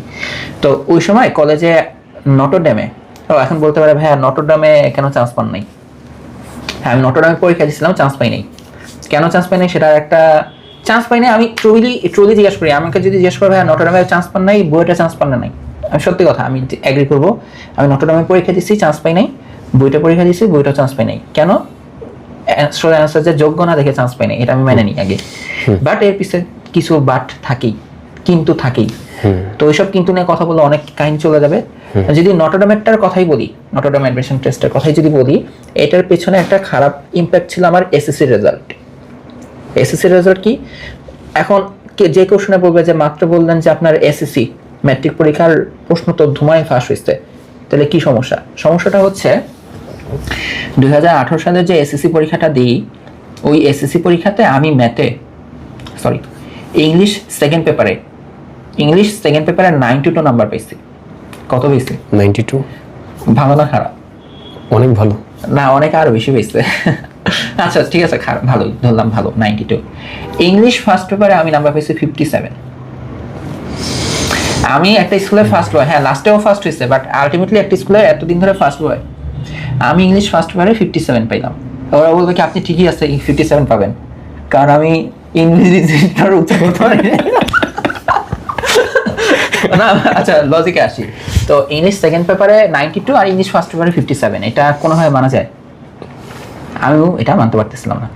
ইভেন আমাদের সময় যেহেতু কোশ্চেন অনেক ফাঁস হয়েছে, কোশ্চেন পরীক্ষা হল থেকে বাসায় আসতে আসতে উত্তর তো সহ আগে ফাঁস হইতো, পরে বিভিন্ন জায়গায় উত্তর মিলাইতাম, দেখতাম যে আগে যে 50 মার্কের মডেল টেস্ট থাকতো না, ইংলিশ ফার্স্ট পেপার তো 100 মার্কের, এর মধ্যে 50 মডেল টেস্ট আর 50 হচ্ছে যে বিরোচন টাইপের প্যারাগ্রাফ স্টোরি। তো এই 50 মার্ক যেখানে সলিড নাম্বার, মানে লিখলেই নাম্বার, ওই যে ধরো হচ্ছে gap filling, with clue, without clue, rearrange 10-এ 10, কোনো মিস্টেক হয়নি। Gap filling, with clues, without clues, কোনো মিস্টেক হয় নাই। উত্তরের সাথে মিলাচ্ছি, খালি ধরলাম যে আচ্ছা সামারিতে ফুল মার্কস দিবে না, সামারিতে 10-এ 8 দিল। তো আমি দেখলাম যে 50-এর মধ্যে অ্যাটলিস্ট 46 শিওর। আমি যদি 50-এর মধ্যে 46 অ্যান্সার শিওর হইতে পারি, এখন কি প্যারাগ্রাফ, স্টোরি রাইটিং, এগুলা ডায়ালগে এতই খারাপ লিখছি? এত তো খারাপ না, চোখ বন্ধ করে 80 আসার কথা, ইংলিশ ফার্স্ট পেপারে 80 আসার কথা, আমি রিল্যাক্সে আছি, বাট রেজাল্টে দেখলাম 57। আমাদের বেলায় খাতাটা কিভাবে দেখো আমি তোমাকে বলি। বাংলা সেকেন্ড পেপারের কথা যদি বলি, মানে আচ্ছা এটা 49 আমি 49, মানে আমরা যে পুরো জায়গাটাই 49। এটাও বলি। তো এই যে 57, তো আমি বোর্ডে চ্যালেঞ্জ করছিলাম, বাট নাম্বার চেঞ্জ হয় নাই, 57ই ছিল। তো এই যে রেজাল্ট দেওয়ার আরেকটা ঘটনা বলি, এই যে এটা কিন্তু একটা ব্লান্ডার, এটা আমি এখনো ট্রাস্ট করি। আমি 57 পাই না, আমি আরো বেশি পাই। এটা একটা ব্লান্ডার করছে কোনো না কোনো ভাবে, যে পরীক্ষক হোক বা পরীক্ষার নাম্বার মেশিন উঠানো হোক, কোনো না কোনো ভাবে আমাকে এখানে নাম্বারটা দেয় নাই, মিস হয়ে গেছে। ওকে, আর একটা কাহিনী কি শুনবা? আমাদের এসএসসি পরীক্ষারই, আমাদের স্কুলে বাংলাতে মাত্র এ প্লাস পেয়েছে একজন। এসএসসির মতন একটা পরীক্ষা, একটা স্কুলে বাংলা একজন এ প্লাস পেয়েছে। এখন দেখো, তোমরা বলবা তাহলে ভাই আপনাদের স্কুল খুব খারাপ। অতটাও ভালো বলবো না আমি, বাট এখানে কাহিনীটা শোনো। কাহিনীটা হচ্ছে বাংলা সেকেন্ড পেপারে বিরোচন আসবে 70 মার্ক, আর এমসিকিউ আসবে 30 নাম্বার। 70 আর 30 মিলে 100। বিরোচন মানে হচ্ছে যে সারাংশ, সারমর্ম, ভাব সম্প্রসারণ, এগুলো আর কি। এই বিরোচনে 70-এর মধ্যে আমি পাইছিলাম 49। তো দেখো 70 থেকে 49 মানে 21 নাম্বার আমি পাই নাই। অলরেডি এ প্লাস মিস। একটা সাবজেক্টের একটা পেপারে অলরেডি 21 নাম্বার টিচার পকেটে ভরে ফেলছে। আচ্ছা মানলাম আমি পাই নাই, যদি আমার বাংলা এ প্লাস চলে আসছিল যে ফার্স্ট পেপারের নাম্বার দিয়ে, বাট এই বেচারাও পাইছে 49। তো এখন আমি যখন জিজ্ঞাসা করলাম বাংলায় কত, মার্কশিট তো দেখতেছি আমি, ঠিক আছে, ও পাইছে 49। তারপর রোল 3 যে ছিল, দেখি এই বেচারাও পাইছে 49 বিরোচনেই। দেখো এমসিকিউ যদি সেম নাম্বার পাই তাহলে ধরতাম যে আমরা সেন্টারে দেখা দেখি করছি। আমার এমসিকিউ নাম্বার ওর এমসিকিউ নাম্বার মিলে না, কারণ নাম্বার এমসিকিউ মিলে না, তার মানে সবাই নিজের মতন পরীক্ষা দিছি। যদি সেম এমসিকিউ নাম্বার হতো তার মানে দেখা দেখি করছি। এখন তুমি আমাকে বলো বিরোচন কি দেখা দেখি করে কেউ পরীক্ষা দেয়? ফুল বিরোচন, যে আমি 49 পেলে ও 49 পাবে, রোল 3 49 পাবে, বাকি সবাই 49 পাবে। আমাদের স্কুলে সবার 49, জানো তো এটা? একটা স্কুলে সবাই কিভাবে 49 নাম্বার পায় বিরোচনের মতন সাবজেক্টে, বাংলা সেকেন্ড পেপারে বিরোচন। শুধুমাত্র যে ছেলেরা এমনটা না, পুরো মেয়েরাও 49। তোমরা এখন আমাকে বলো এটা উত্তর কে দিবে? আমাদের স্কুলের একটু বলি, সেই গাটস নাই যে বোর্ডের সাথে এটা নিয়ে কম্পিট করবে, বুঝছো? ওই যে বলো না আমাদের স্কুল অতটাও ভালো নাই। যে কেন ভালো না বলছে, এই কারণে বলছে আমাদের স্কুলে তখন যে প্রধান শিক্ষক ছিলেন তার গায়ে লাগে না এই জিনিসটা, বুঝছো? আমাদের স্কুলের ম্যাডামের ছেলে ছিল রোল 3। ম্যাডাম কিন্তু এটা হেড, মানে তখনকার যে প্রধান শিক্ষক ছিলেন তাকে জানাইছিলেন যে বাংলারই টিচার ছিল, যে আমাদের সব ছেলেদের একই নাম্বার আসছে বোর্ড পরীক্ষায়। তো সে বলছে যা গেছে গেছে। আচ্ছা, তো বুঝছো, তো বাংলা সেকেন্ড পেপারে একটা স্কুলে সবাই সেট নাম্বার পাইছি আমরা। আচ্ছা, তো যাই হোক, তাহলে বুঝতে পারছো কি লেভেলের বোর্ড পরীক্ষা দিচ্ছি আমরা। তো আর ইংলিশ ফার্স্ট পেপার আমার 57, তো আমার গোল্ডেন আসে নাই। তো আমি যখন নটরডাম অ্যাডমিশন টেস্ট দিলাম, এরপর আমি ভাইবা দিতে গেছি। ভাইবাতে 2জন টিচার ছিলেন। তো আমি মার্কশিট দিলাম, তো মার্কশিট চাইলাম, মার্কশিট দিলাম। তো মার্কশিটে এভাবে দেখতে যাই, প্রথমে কি ইংলিশ ফার্স্ট পেপার আসে না ইংলিশ সেকেন্ড পেপার আসে? ফার্স্ট পেপারে কত আমার? 57। ফার্স্ট পেপারে 100-57, সে এখানে আটকে গেছে। বলে আমাকে জিজ্ঞাসা করে ইংলিশে তোমার এ প্লাস নাই? আমি বললাম না স্যার। বলে যে এত খারাপ কেন? হ্যাঁ, আমি বললাম জানি না। আমি বলছি স্যার আসলে বোর্ডে চ্যালেঞ্জ করে এখনো ওরকম পরিবর্তন আসে নাই, বাট আমি ভালোভাবে পরীক্ষা দিয়েছিলাম, এইটা বলছি। তো সে তখন আমাকে জিজ্ঞেস করে যে গ্রামের বাড়ি কোথায়? তাই আমি বললাম যে স্যার নাটোর। আচ্ছা ঠিক আছে যাও। এই ছিল আমার নটরডামের অ্যাডমিশনের ভাইবা। তো নটরডামে তারপর টিকি নাই। ওকে, তো এই কারণে আমি পরে নৌবাহিনী কলেজে ভর্তি হই, ঠিক আছে? তো এইটা ছিল আমার প্রথম কাহিনী যে কেন আমি নটরডাম কলেজ অ্যাডমিশন টেস্টে টিকি নাই।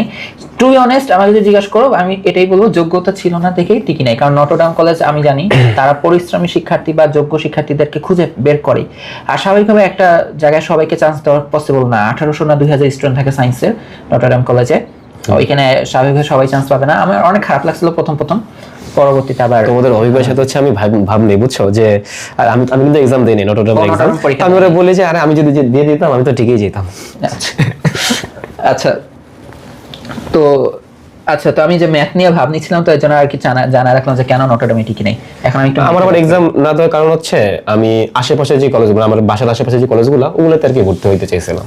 এটা পোলা আর কি ঘর থেকে বের হওয়ার অনুমতি পাইতো না, মানে 5 মিনিটের মধ্যে যে কলেজগুলো আছে সেগুলোতে ভর্তি হবে। আচ্ছা, তো যাই হোক, তো আমার কলেজে আমাদের যখন প্রথম পরীক্ষা হয় ম্যাথে, আমি 30-24 পেলাম। হ্যাঁ, তো আমাদের তখন নটরডাম কলেজে, যে নটরডামের কথা কেন বলছি, যে নটরডাম কলেজে একটা অলিম্পিয়াড হবে, science olympiad, math olympiad, sorry. তো ওই অলিম্পিয়াডে আমাদের স্কুল থেকে স্টুডেন্ট পাঠাবে, সরি কলেজ থেকে স্টুডেন্ট পাঠাবে। এখন আমাদের স্যাররা তো জানে না যে কারা ফার্স্ট সেকেন্ড থার্ড, পরীক্ষাই তো হয় না ভালো করে। তো তারা বললো যারা এই ম্যাথ পরীক্ষায়, কলেজের এই ম্যাথ পরীক্ষায় 30-এর মধ্যে 24+ পাইছে, তাদেরকে নটরডেমে অলিম্পিয়াডে পাঠাবে। এখন আমি পাইছি কত? 24 কাটায় কাটায়। তো আমাদের যে হাবিব স্যার আমাকে বলে, অভিক মাইক হাতে, তুই কালকে আসিস, যদি কেউ বাসে না যায়, যদি বাসে সিট ফাঁকা থাকে তোকে নিয়ে যাবো। আর আমার কথা হচ্ছে ভাই, নানি তো নানি, কেউ না গেলে বাসে সিট ফাঁকা থাকলে সেই জায়গায় আমাকে নিয়ে যাবে। মানে সাপ্লির একটা ব্যাপার তো আছে, মানে এত, তো ওইটা আমার গায়ে লাগছে। গেছিল এরপরে? না, যাই নাই। তো পরবর্তীতে আমি বাসায় প্রচুর ম্যাথ প্র্যাকটিস করতাম, ভালো লাগা থেকে ম্যাথ প্র্যাকটিস করতাম। তো এরপর কলেজের যে সেকেন্ড কুইজ হয়, আচ্ছা ফার্স্ট কুইজে বসলাম দুজন 30-30 পেয়েছে, তাই না? সেকেন্ড কুইজে কেউ 20 ক্রস করতে পারে না, 20 ক্রস করতে পারে নাই। হ্যাঁ, আমি 30-30 পেয়েছিলাম। আচ্ছা, যাই হোক, তারপর হচ্ছে হাফ ইয়ারলি পরীক্ষা দিই, 75 নম্বরের পরীক্ষা, মানে 50 মার্ক সিকিউ, 25 মার্ক এমসিকিউ। ম্যাথের এমসিকিউ 25 মিনিটে 25টা মিলানো কিন্তু খুব টাফ ছিল তখন। তাই আমি পরীক্ষা দিই, পরীক্ষা দিয়ে আমার কেন জানি মনে হচ্ছে এমসিকিউ পরীক্ষা আমি না ভুলে গেছি কেমন দিছি, আসছে দাগাইছি 25টাই দিছি, অ্যান্সার করছি, ওকে। বাট আমি বুঝতেছি না যে কোনটা কি দাগাইছি, ভুলে গেছি অলরেডি। আর সৃজনশীল প্রশ্ন একটা দিয়ে মনে হচ্ছে কি আমি একটা মনে হয় ক ভুল করে ফেলছি, ডোমেন রেঞ্জ বের করতে বলছিলাম, আমি মনে হয় ডোমেন ভুল লিখছি। যাই হোক, বাট পরবর্তীতে কয়েকদিন পর যখন খাতা দেয়, তো হাবিব স্যার দেখি ক্লাসে খুঁজতেছে যে অভিক আসছে আজকে। তো একটা ছেলে বলে যে জি স্যার আসছে, যে বসে আছে। এখন কি বলবো, স্যারকে কি হাই দেবো? তো আমি স্যারের দিকে তাকালাম, ওকে। তো স্যার বলে আচ্ছা ঠিক আছে। তো যে আমাকে দেখাই দিচ্ছে জাহিদ নাম, হ্যাঁ, তো ওই ছেলেটার অনেক ইচ্ছা ছিল ও ফার্স্ট হবে, ও অনেক পড়তো, আসলে পড়তো, সেই তুলনায় আমি পড়তাম না। তো ও আবার কিউরিওসিটি নিয়ে জিজ্ঞেস করে, স্যার ও কি ম্যাথে হাইস্ট পেয়েছে? তো স্যার বলে কি, অভিজ্ঞের খাতা আমি দেখি নাই, কিন্তু হচ্ছে মার্কশিট যখন দেখতেছিলাম, স্যারদের আবার ব্রেন শার্প, রোল দেখে নাম মনে রাখতো। কলেজে কিন্তু অনেক স্টুডেন্ট, বাট আমার রোল মনে রাখছে, আবার ওই রোল যে অভিজ্ঞের। যদি ওই যে বললাম যে ফাইন্যান্সিয়াল ক্রাইসিসের কথাটা আগে থেকে জানতো, আমাকে বলছিল যাইতে পড়তে। তো বলে যে অভিজ্ঞের খাতা তো আমি দেখি নাই, কিন্তু দেখলাম যে মার্কশিটে ও 50-এ 50 আর সিকিউতে 25-এ 25 পেয়েছে, মানে যোগ করে কি ফুল মার্কস হয়ে যায় 75। তো ক্লাসে তো সবাই তো সেদিন হচ্ছে হাবিব স্যার হচ্ছে মোটিভেশন দিছিল সবাইকে, আমাকে দাঁড়া করায় এমন এমন কথা বলছে। কি কথা বলছে? স্যার জানতো আমি কখনো প্রাইভেট পড়ি নাই। তো স্যার দাঁড়া করে বলতেছে, দেখো এই ছেলেটা থেকে দেখো, এই ছেলেটা প্রাইভেট মানে কি সেটাই জানে না, ও জীবনেও প্রাইভেট পড়ে না, এরপরও ম্যাথে ফুল মার্কস পায়। আমি মনে মনে ভাবছিলাম, স্যার মানলাম আমি প্রাইভেট পড়ি নাই, তার মানে প্রাইভেট মানে কি আমি কি সেটাও জানি না? মানে স্যার প্রশ্নটা করতে করতে তো ভাষাই দিচ্ছে। আচ্ছা, তো স্যার অন্যভাবে বলছে, তোমার ইংলিশের মার্ক হয়তো জানতো। আচ্ছা, তো যাই হোক, তো কলেজে ম্যাথ এভাবে ছিল। পরে পরে পরে আর ফুল মার্কস পাই নাই কলেজে ম্যাথে, পাইতাম হাইস্ট পাইতাম, বাট ওই যে স্যাররা খুঁজতো যে অভিকের কি ফুল মার্কস আসছে, দেখতে আর আসে না। আচ্ছা, পরে হচ্ছে ইভেন কলেজে আমি একবার টেস্টের আগে একটা অলিম্পিয়াডে গেছিলাম, বিএফ শাহিনে ম্যাথ অলিম্পিয়াডে, ওইখানে আমি থার্ড হয়েছিলাম। ফার্স্ট সেকেন্ড হয়েছিল নটরডেম থেকে, তো থার্ড হয়েছিলাম। ইভেন হচ্ছে অ্যাডমিশন টেস্টে আমি ম্যাথে কোথাও আটকাই নাই, ম্যাথে মোটামুটি ভালোই ছিলাম। ইভেন ঢাকা ইউনিভার্সিটির অ্যাডমিশন টেস্টে ম্যাথে আমার full marks. Please biology number আবার জিজ্ঞেস করো না। বায়োলজির কথা ছিল না, বায়োলজি ঢাকা ইউনিভার্সিটির অ্যাডমিশন টেস্টে বায়োলজিতে রিটেন আমি বায়োলজি রিটেন আমি 1 পেয়েছি, কেমিস্ট্রি রিটেন আমি 2 পেয়েছি, ঠিক আছে, ম্যাথে ফুল মার্কস পেয়েছি। আরে জোস। আচ্ছা, তো এই ছিল আর কি ম্যাথের প্রতি ভালো লাগা, আর এর জন্য এখনো ভালো লাগা কাজ করে। তো তুমি অনলাইন শিক্ষকতার সাথে কিভাবে যুক্ত হলে? অনলাইন শিক্ষকতা, এখানে দুইটা কথা, এক হচ্ছে অনলাইন আর একটা হচ্ছে শিক্ষকতা। তোমাকে একটু পড়া বুঝাই। তো এখানে দুইটা কথা আছে, ঠিক আছে? তো আসলে অনলাইনের আগে আমার জীবনে আসছে শিক্ষকতা। কিভাবে? হ্যাঁ, টিউশন তো স্বাভাবিক। এই ঘটনা অনেককে বললে হয়তো বিশ্বাস করবে না, বাট একটু ভিন্ন রকম। ক্লাস 5-এ যখন পিএসসি পরীক্ষার আমার প্রিপারেশন নেই, স্বাভাবিক ক্লাস 5 আমি টিউশন করি নাই, ঘটনা ভিন্ন। তো বাংলাদেশ ও বিশ্ব পরিচয় নামে যে সাবজেক্টটা ছিল তখন ক্লাস 5 সমাজ ছিল, তখন এটাকে সমাজ বলা হতো, সমাজ বা সমাজ বিজ্ঞান, শুধু সমাজ বলা হতো মনে হয়, ওকে। তো সমাজে হচ্ছে কেউ 30-র নিচে নাম্বার পেয়ে গেছে, 33 নিচে নাম্বার পেয়েছে, মানে পাস করে নাই, ফেল। হ্যাঁ, না ওই টাইমে ক্লাস 5 40-এ ধরতো মনে হয়, মোস্ট প্রবাবলি পাস, 40-এ পাস করে নাই মেনলি যারা। আর আমরা কয়েকজন আবার হচ্ছে 90+ নাম্বার পাইছি ক্লাস 5 সমাজে, ম্যাথে না কিন্তু সমাজে ওই বললাম পাবই, কারণ এমন ভাবে লিখতাম কেউ বলতে পারবে না যে আমি বানায় বানায় লিখছি। তো ওই ম্যাডামের নাম ভুলে গেছি। তো ওই ম্যাডাম আর কি, আমরা 90 পেয়েছিলাম হচ্ছে মিনিমাম 5-6 জন। তো ম্যাডাম আর কি বলছিল যে তোমরা দাঁড়াও, কারা কারা 90+ পেয়েছো। দাঁড়াইছে, ভালো লাগতেছে 90 পেয়েছে। আচ্ছা, তো আর যারা যারা ফেল করছে, তো ম্যাডাম করছিল কি তাদের প্রত্যেককে একজনকে ফেল করা স্টুডেন্টের দায়িত্ব দিছিল। হ্যাঁ না, ম্যাডাম আসলে তার শিক্ষকতা থেকে ক্রিয়েটিভিটি ট্রাই করতেছিলেন। কি ট্রাই করতেছিলেন, উনি বলছে যে তোমরা যারা 90 পেয়েছো তো আর যারা ফেল করছে তোমরা ওদেরকে গাইড করবা, এতে তোমাদেরও পড়ালেখার চর্চা থাকবে ওই সাবজেক্টটা, শুধু ওই সাবজেক্টটা, প্লাস যে খারাপ করছে সেও হয়তো কিছু শিখবে। এখন আমরা যারা 90 পেয়েছিলাম, আমি তো ক্লাস 5-এ কিন্তু টপার না, মানে 8 রোল 1 2 3 যারা আছে ওরাও কিন্তু 90 পাইছে। তো যাদেরকে এই দায়িত্ব দেওয়া হয়েছে তারা কেউ এই দায়িত্ব পালন করে নাই। পালন করে নাই বলতে সে কেন আরেকজনকে শিখাবে। লাকিলি আমার কাছে যার দায়িত্ব পড়ছিল সেই ছেলেটার নাম হচ্ছে কাউসার। যদিও কাউসার এখন বিয়ে করে জীবন যুদ্ধ অনেক আগায় গেছে আমার চেয়ে। আচ্ছা, তো ওই ছেলেটার নাম হচ্ছে কাউসার, ছোট ছিল। তো ও আর আমার মধ্যে একটা মিল ছিল। কি মিল জানো? দুজনই হচ্ছে আমরা তখন আইপিএল দেখতাম। আইপিএল এ ক্লাসের সবাই কলকাতার সাপোর্টার, আমরা দুজন চেন্নাই সুপার কিংসের সাপোর্টার। কারণ ও ধোনির ফ্যান, আমিও ধোনির ফ্যান। তো এই জন্য ওর সাথে আমার অন্যরকম একটা সম্পর্ক, খেলা দেখে সে আলোচনা করতাম। ওকে, তো ওর দায়িত্ব যখন আমার কাছে আসে, তো আমি তখন ওকে বলি, এই তোমাকে পড়া দিতে তুমি পড়বা? ওর রিয়াকশন এরকম ছিল, ছোট না, ছোট বাচ্চা, জি স্যার বলেন। না, ও পজিটিভলি বলছে। দেন আমি ওকে পড়া দিই জীবনের প্রথম, যে তুমি এই যে এইটার 3টা না কয়টা কি লিখে নিয়ে আসবা। লিটারালি পরের দিন লিখে নিয়ে আসছে, লিখে নিয়ে লাল কলম ধরে দিচ্ছে যে সাইন দাও, কোথায় ভুল গেছে। হ্যাঁ, এরপর আমি তখন প্রথম ভাই পেয়েছি, আচ্ছা, এরপর আমি ওর ভুলও ধরছি যে এটা হয় নাই। দেন আমি ওকে নতুন করে পড়া দিতাম। এরপর বিশ্বাস করো পিএসের আগ মুহূর্ত পর্যন্ত আমি ওরা সমাজ পড়াইছি। এরপর তুমি কাউসারকে তো খুঁজে পাবা, কাউসার কি যে মুসলিম মডার্ন এই ফ্রেন্ড গ্রুপে খুঁজলেই পাবা।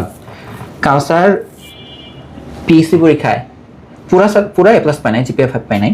কারণ একটু তো বুঝতে পারছো, একটু পেছনের স্টুডেন্ট ছিল, যেহেতু সমাজে ফেল করছে। ও সমাজে A+ পেয়েছে, বুঝতো? আর যখন 6-এ উঠে, আমরা যখন প্রথম ক্লাস শুরু করি ক্লাস 6-এ, ও দৌড়ায় আসছিল যে ইসরাফিল লাগতো, ইসরাফিল আমি কিন্তু সমাজে A+ পাইছি। আর সবাইকে দেখা ও আমার টিচার, আমরা তো দুজনই ক্লাস 6-এ পড়ি। তো এই ছিল আচ্ছা আমার প্রথম, মানে তখন আমার মানে ভালো লাগা কাজ করে প্রথম।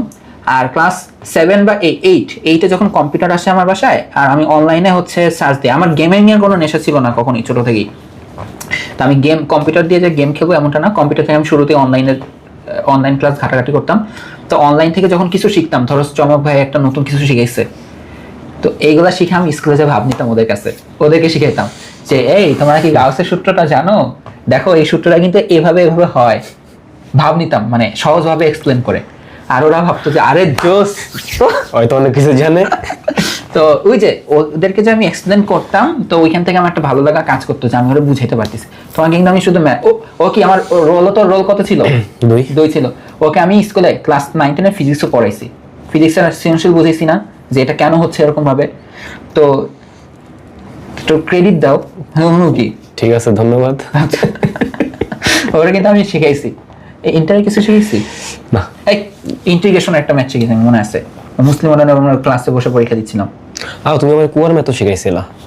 ইন্টারে কুয়ার অঙ্ক শিখেছি। ইন্টিগ্রেশন একটা আছে কি, আমি বলি একটা টাইপ ইন্টিগ্রেশনের, ওই যে ওই হর লব যদি সমমাত্রিক হয় তাহলে M-N ওই অঙ্ক শিখেছি। তো ওকে শিখাইতাম আমি। তো মানে আনঅফিশিয়ালি আমার সেকেন্ড স্টুডেন্ট। ঠিক আছে। তো ওইখান থেকে আর কি একটা ভালো লাগা কাজ করতো। আর আমি মনে হয় ওকে তখন থেকে বলতাম যে আমি মনে হয় এডুকেশনের দিকে আসবো। বলতাম না টিচার হবে এরকম কিছু বলো? কি বলতাম? তুমি না বলতা যে ইসরাফিল আমি সাথে থাকবো? কি হবে? আচ্ছা, মানে ইয়ার কলেজের পরে, তাই না? হ্যাঁ, বলতাম না কলেজের পর, মানে কলেজ লাইফের পর। ওর কলেজ আমার কলেজ আলাদা ছিল, বাট আমরা দেখা করতাম বিকালবেলা তখন। তো ওই টাইম থেকে প্ল্যান ছিল যে এডুকেশনের দিকে আসবো। আর অ্যাডমিশন টাইমে আমাদের তখন তো কি বলবো, করোনা, আমার বোনরা খালি টিউশন করে ফ্যামিলি চালায়। তো তখন থেকে আর কি আমার প্রথম মানে টিউশনের দিকে ঝুঁকে যেতে হয়েছিল ফ্যামিলিকে। আমরা সবাই ঝুঁকছিলাম তখন। না তুমি আরেকটু পরে ঢুকছিলে? না, করোনা টাইমে ঢুকছিল। আচ্ছা, তা আমার প্রথম স্টুডেন্টই ছিল ইন্টারের স্টুডেন্ট, ইন্টার ফিজিক্স পড়াইতাম, ম্যাথ পড়াইতাম। আমার ওই স্টুডেন্ট আমি ইন্টার না, আমি ছোট লেভেলেরই ছিলাম তখন। পারে না আমি ওই বাসার পাশে যে স্টুডেন্ট ছিল ওইটারই পড়াইতাম, ক্লাস 5। নাচ না জানলে ওঠান বাঁকা। ঠিক আছে, আচ্ছা এখন কিছু বলো। আচ্ছা, তো আমার প্রথম স্টুডেন্ট ছিল নাইমা। হ্যাঁ, কামাল স্যারের, এই যে কলেজের যে কামাল স্যার ফিজিক্স পড়াইতেন তার ভাগ্নি। দেখো কামাল স্যার কি টিচার? ফিজিক্স। ওনার ভাগ্নিকে আমাকে পড়াই দিয়েছে কি? ফিজিক্স। দেখছো, এটা হচ্ছে ওরা। ঠিক আছে। যাই হোক, কলেজে আমার ফিজিক্সের পারফরমেন্স অনেক ভালো ছিল আর কি, এই কারণে স্যার অনেক ট্রাস্ট করতো আমাকে। তো নাইমাকে পড়াইতাম, বাট না ও একটু পড়ালেখাতে ফোকাস কম করতো। এখন আসছে, ওর সাথে এখনো কন্ট্যাক্ট হয়। তারপর নাইমা পরে আস্তে আস্তে তারপর আমার বিভিন্ন স্টুডেন্ট হয়। ম্যাক্সিমাম ক্ষেত্রে মেয়ে স্টুডেন্টই পাইছি আমার জীবনের, বুঝছো? তো মেয়ে স্টুডেন্ট হলে একটা সমস্যা। মেয়ে স্টুডেন্ট সমস্যা কি, ওদের সাথে না কমিউনিকেশন থাকে না একটা সময় পর। যেমন আমার ছেলেদের সাথে থাকে। সেকেন্ড স্টুডেন্ট ছিল হচ্ছে সামিরা। সামিরা ছিল সেকেন্ড স্টুডেন্ট। এই যে ওর কয়েকদিন আগে বিয়ে শাদী হয়ে গেছে, বুঝছো? তো ও দাওয়াত দিছে আমার বোনকে, আমাকে দাওয়াত দেয় নাই। কেন দাওয়াত দেয়? এই ভিডিও দেখলে সমস্যা আছে। আচ্ছা, তো যাই হোক, কেটে দেবো। তো যাই হোক, তো একটা ছেলে স্টুডেন্ট হলে এটা সম্পর্কটা অন্য লেভেল হয়, কারণ আমি তো ছেলে স্টুডেন্টও তো পড়াইছি, পরে ব্যাচ বলো, অফলাইন কোচিং বলো, আমাদের স্টুডেন্টের সাথে আর কি একটু ফ্রেন্ডলি টাইপের। তো ছেলে স্টুডেন্ট হয় এদের সাথে সম্পর্কটা অন্যরকম ভাবে থাকে, মানে পড়ানো না, আর পড়ানোর পরবর্তীতেও মানে জীবনের অনেক পর্যায় পর্যন্ত থাকে। বাট মেয়েদের ক্ষেত্রে একটা লিমিটেশন থাকে, স্বাভাবিক। ও যখন যেটা আমি ইন্টার স্টুডেন্ট পড়াতাম, ওরা কিন্তু অলরেডি অ্যাডাল্ট হয়ে গেছে প্রায়, যেরকম আমাদের আবর্তনের নাফিস এখনো আমাদের সাথে কানেক্টেড। হ্যাঁ, বাট মেয়েরা এই যে আবর্তনের মেয়েদের সাথে কিন্তু তেমন কানেকশন নেই, তাই না? তো এটাই একটা বিষয়। তো এইখান থেকে আমার শিক্ষকতাতে আসা 2022-এ তো আমাদের ভার্সিটি শুরু হয়। আমরা কিন্তু ভার্সিটি 1.5 বছর পর শুরু করি। তো বাট আমরা মানে আমার প্রথম টিউশন 2020 থেকে শুরু হয়। 2020, 21, 22, 23-এর পর 20, 21, 22, 23, তাহলে কয় বছর হয়? 20, 21, 22, 4 বছর। 4 বছর ধুমাই খেলে আমি ইন্টারের স্টুডেন্ট পড়াইতাম, অফলাইন ব্যাচ বা কোচিং বলো। 23-এ ডিসেম্বরে হাবিব স্যার, এই যে কলেজের টিচারদের কাছ থেকে কিন্তু আমি দূরে সরে গেছি। 4 বছর কিন্তু মানে ভার্সিটিতে চলে গেছি, বাট তাদের থেকে যে দূরে সরে গেছে এমনটা না। আমার কলেজের প্রত্যেকটা টিচারের সাথে আমার কমিউনিকেট থাকতো, কারণ তারা আমাকে ফাইন্যান্সিয়ালি মানে সাপোর্ট দিচ্ছে একটা সময় কলেজে, প্লাস তারা আমাকে একটু ভালো স্টুডেন্ট হিসেবে চিনতো, ভদ্র বিহেভ করতাম সবসময়। তো তারা বিভিন্ন কাজে আমাকে ডাকতো। তো হাবিব স্যার একদিন আমাকে ডেকে বলে যে অভি, 2024-এ হচ্ছে সরকার হচ্ছে একটা নতুন কারিকুলাম আনবে। তো ক্লাস 9-এর ওই কারিকুলামটা নিয়ে মানে আমাদের স্যাররা হচ্ছে একটা সহায়ক বই বের করবে, তো ওই বইটার উপর ভিডিও বানাইতে হবে। তো ভিডিও বানাবে কে? রফিক স্যার আর আমি আর হাবিব স্যার। তো রফিক স্যারই বেশি ভিডিও বানাবে আর আমি বানাবো। তো আমিও তখন আর কি একটু অনলাইনে আসতে চাচ্ছিলাম। এই যে এখানে একটা কথা আছে, আসতে চাচ্ছিলাম না, আমি অলরেডি অনলাইনে আসছিলাম, বাট আমি হচ্ছে ইন্টারের ম্যাথের ভিডিও দিতাম এই খাতায় লিখে, কারণ আমার কাছে ইকুইপমেন্টস নাই। তো আমার একটা চ্যানেল ছিল খুব সম্ভবত ম্যাজিক্স নামে। হ্যাঁ, আমার একটা চ্যানেল এখনো আছে মনে হয়, ম্যাজিক্স নামে আরো অনেক চ্যানেল হয়ে গেছে। ম্যাথ আর ফিজিক্স কে কম্বাইন করে ম্যাজিক্স অনেকগুলো হয়ে গেছে। ওই টাইমে ছিল না, ওই টাইমে ছিল না। তো আমি হাতে লিখে ম্যাথের ভিডিও দিতাম, বাট স্বাভাবিকভাবে ওই ভিডিওগুলো চলবে না। তো আমি বুঝতেছিলাম যে আমার একটা স্মার্ট বোর্ড দরকার।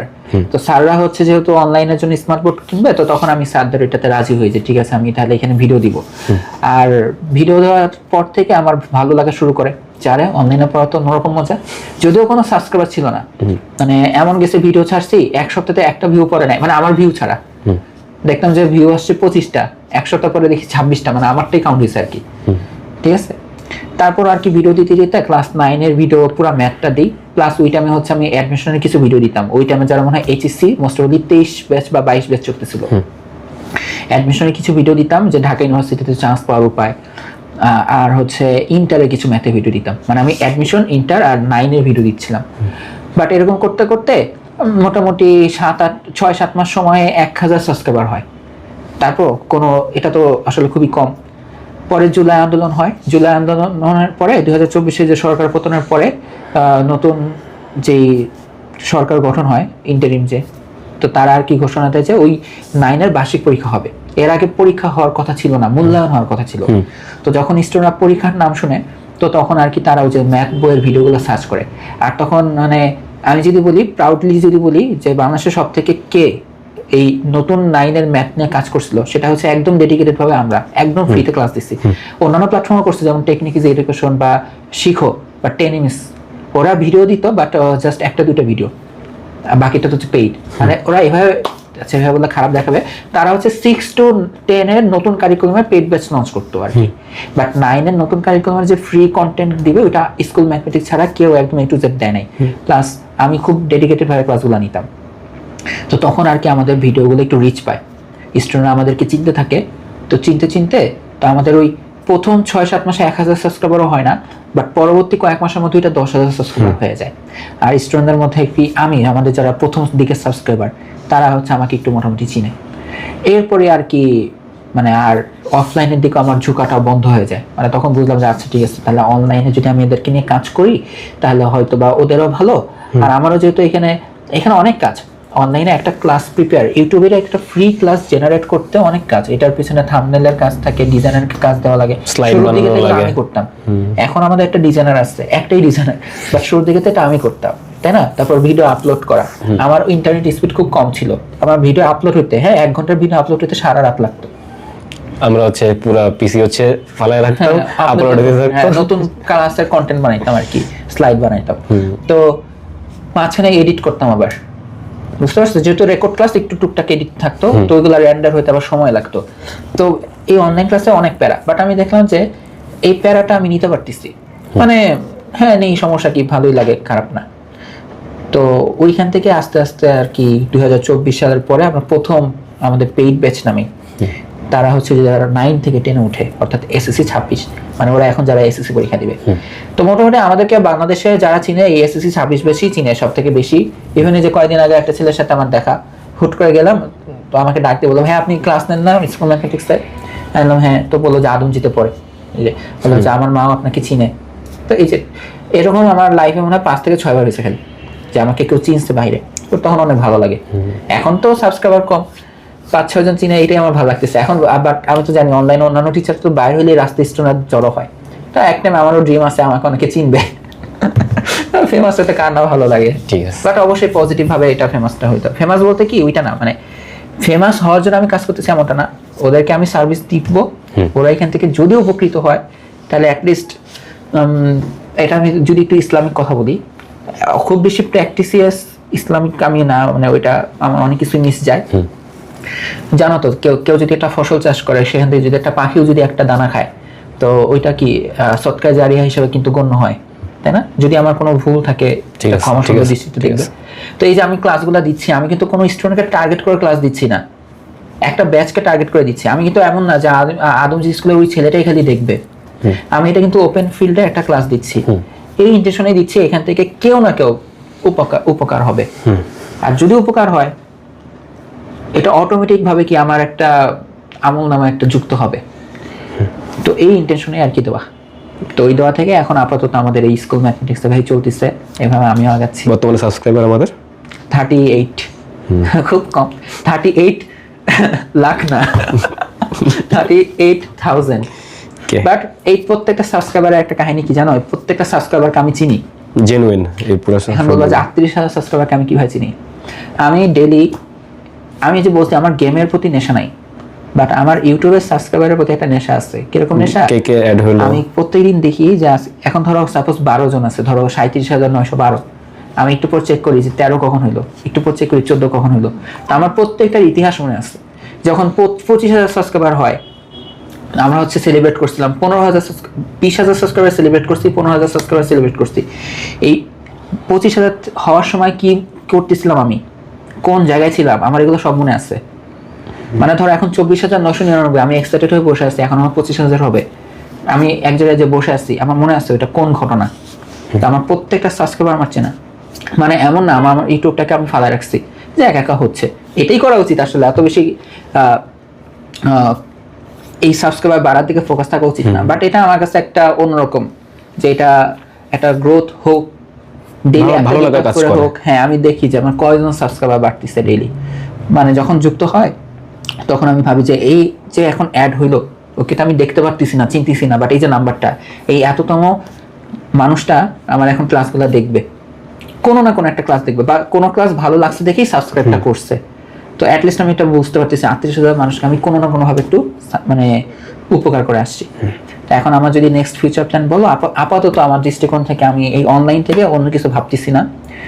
অনেকে ভাবে যে অন্য কিছু করো বা অন্য কিছু করা যায় কিনা, অনেকে ভাবে যে এগুলো বেকার থাকা ধান্দা। আমি বাসা বলে রাখছি আমি কোনো চাকরি করবো না আপাতত, আমিও বলে দিছি বেকার থাকা ধান্দা। আচ্ছা, আমার আপাতত কোনো চাকরি করার কোনো প্ল্যান নাই, কারণ এখানে অনলাইনে অনেক প্যারা যায় ফিজিক্যালি মেন্টালি, বাট এই প্যারাটা আমার নিতে আমি পারতেছি এখন পর্যন্ত। তো যতদিন আমি পারবো, হইতে পারে এটা আগামী 10 বছর 20 বছর, যতদিন আমি পারবো এটা আমার ক্যারি করার ইচ্ছা আছে, বা অনলাইনে স্টুডেন্টদের সাথে থাকার একটা ইচ্ছা আছে। তো আমরা তখন হচ্ছে তোমার যে শিক্ষা জীবন এবং এডুকেশন সিস্টেম নিয়ে তোমার যে চিন্তাধারা সেটা সম্পর্কে জানলাম। আশা করি স্টুডেন্টরা এখান থেকে কিছুটা হলেও মোটিভেটেড হবে। আচ্ছা, এডুকেশন সিস্টেম নিয়ে তো চিন্তাধারা নিয়ে সেরকম কিছু বলি নাই, বাট আরেকটা কথা আমি বলতে চাই যে এই যে আজকে কিন্তু এই ভিডিওর যে করবো এটা কিন্তু তোমার তোমার জোরের কিন্তু করা হচ্ছে, তুমি জোর করলা। তো যখন বললা যে তোমার এডুকেশন নিয়ে কথা বলবা, মানে তোমার লাইফে মানে স্টাডি বা স্ট্রাগল কেমন ছিল সেটা নিয়ে কথা বলবা, তো তখন কিন্তু আমার মাথায় একটা জিনিস কাজ করতেছিল। কি কাজ করতেছিল? যে বর্তমানে যারা আছে অনলাইনে, যারা হয়তো বা স্ট্রাগল করে এখন একটা পর্যায়ে পৌঁছে গেছে, ম্যাক্সিমাম ক্ষেত্রে দেখো সবার স্টোরি কোনো না কোনোভাবে সেম। কেন আমি বলি, ওই যে ম্যাথের কথা বললাম না, ম্যাথে হচ্ছে আমার উইকনেস ছিল। আমি ক্লাস 7-এর ভিডিও ক্লাস 7-এর বই পড়ে আমি ক্লাস 8-এ ম্যাথ মানে পার করে আসছি। চমক ভাইয়ের সাথে এটা আমার একটু মিলে যায়। তো বাংলাদেশে দেখা যায় যে ম্যাক্সিমাম হয় কি middle class, lower middle class family. তো অনেক স্টুডেন্ট বা অনেক টিচার এখন যারা অনলাইনে ভালো পর্যায়ে চলে গেছে, তো তারাও কিন্তু তাদের জীবন কাহিনী বলে। যেমন আমাকে যদি জীবন কাহিনী বলতে পারে, আমি কিন্তু বলতে পারবো অনেক ক্ষেত্রেই যে আমি বললাম যে আমরা একটা সময় যাও খাইছি, দুপুরে না খেয়ে আসি, এগুলো বলাটা আমি কানতে কানতে ভাষায় দিতে পারবো। ব্যাকগ্রাউন্ডে একটা হচ্ছে স্যাড সং দিয়ে দিলাম। হ্যাঁ, বাট আসলে আমার যেটা মনে হয় এটা বাংলাদেশের অনেকের ক্ষেত্রেই ঘটে। তো ওইভাবে আসলে বলাটা বা বলতে আমি আনকমফোর্টেবলই ছিলাম আজকে। তো এখান থেকে মোটিভেশন স্টুডেন্টরা পাবে কি পাবে না সেটা আমি জানি না, বাট যেটা বলবো যে লাইফে স্ট্রাগল সবারই থাকে। হইতে পারে সেটা ফাইন্যান্সিয়াল স্ট্রাগল, সবার যে ফাইন্যান্সিয়াল স্ট্রাগল থাকবে এমনটা না। অনেকেও হয়তোবা কারো হয়তোবা ফিজিক্যালি কোনো স্ট্রাগল যাচ্ছে। অসুস্থ মানুষ সুস্থ থাকলে বোঝে অসুস্থতা কত বড় মানে একটা বিপর্যয়, বা সুস্থতা কত বড় নিয়ামত। তো স্ট্রাগল মানুষের এক একটা থাকবেই। তো সেই স্ট্রাগলটাকে খুব বেশি হাইলাইট আমার মনে হয় উচিত না করা, অত বেশি উচিত না। বাট মোটিভেশনের জন্য বা কেউ যদি এখানে ইন্সপায়ারেশন খুঁজে পায়, তাহলে সেই ক্ষেত্রে আবার আমি এটাকে ডিমোটিভেট করবো না। যে সে যদি এখান থেকে ইন্সপায়ার হয়, তার লাইফে আগাইতে পারে, তাহলে সেই ক্ষেত্রে আমি বলবো অবশ্যই কাজে লাগবে। যেমন অনেকে হয়তো বা আমার মতন ফেজে আসতেই পারে যে তার বাবা হয়তো বা অসুস্থ, রাইট নাও হয়তো বা ক্লাস 9-10-এ পড়ে, তার ফ্যামিলির ইনকাম সোর্স বন্ধ হয়ে আছে। এরকম অনেক স্টুডেন্টের সাথে দেখবে, আমি শিওর 10 সারা বাংলাদেশে যদি কয়েক লাখ স্টুডেন্ট হয়, 5-6 স্টুডেন্টের সাথে মিস ম্যাচ খাবেই। তো এটা খুবই কমন একটা বিষয়। তো এইখান থেকেও তারা যে উঠে আসতে পারে বড় হয়ে, বা এখান থেকে ভালো কিছু ভবিষ্যতে ভালো কিছু হইতে পারে, এইটাকে ইন্সপিরেশন হিসেবে তারা রাখতে পারে। বুঝতে পারছো? তো আশা করি তারা সেটাই ইন্সপিরেশন হিসেবে রাখবে। বা আর এডুকেশন সিস্টেম নিয়ে কিন্তু আমি কোনো কথা বলি না, ওটা পলিটিক্যাল। ওকে, আচ্ছা, তো আজকের ভিডিও হচ্ছে আমরা এই পর্যন্তই রাখি। তোমরা ভালো থেকো, দেখা হবে তোমাদের সাথে অন্য কোনো ভিডিওতে।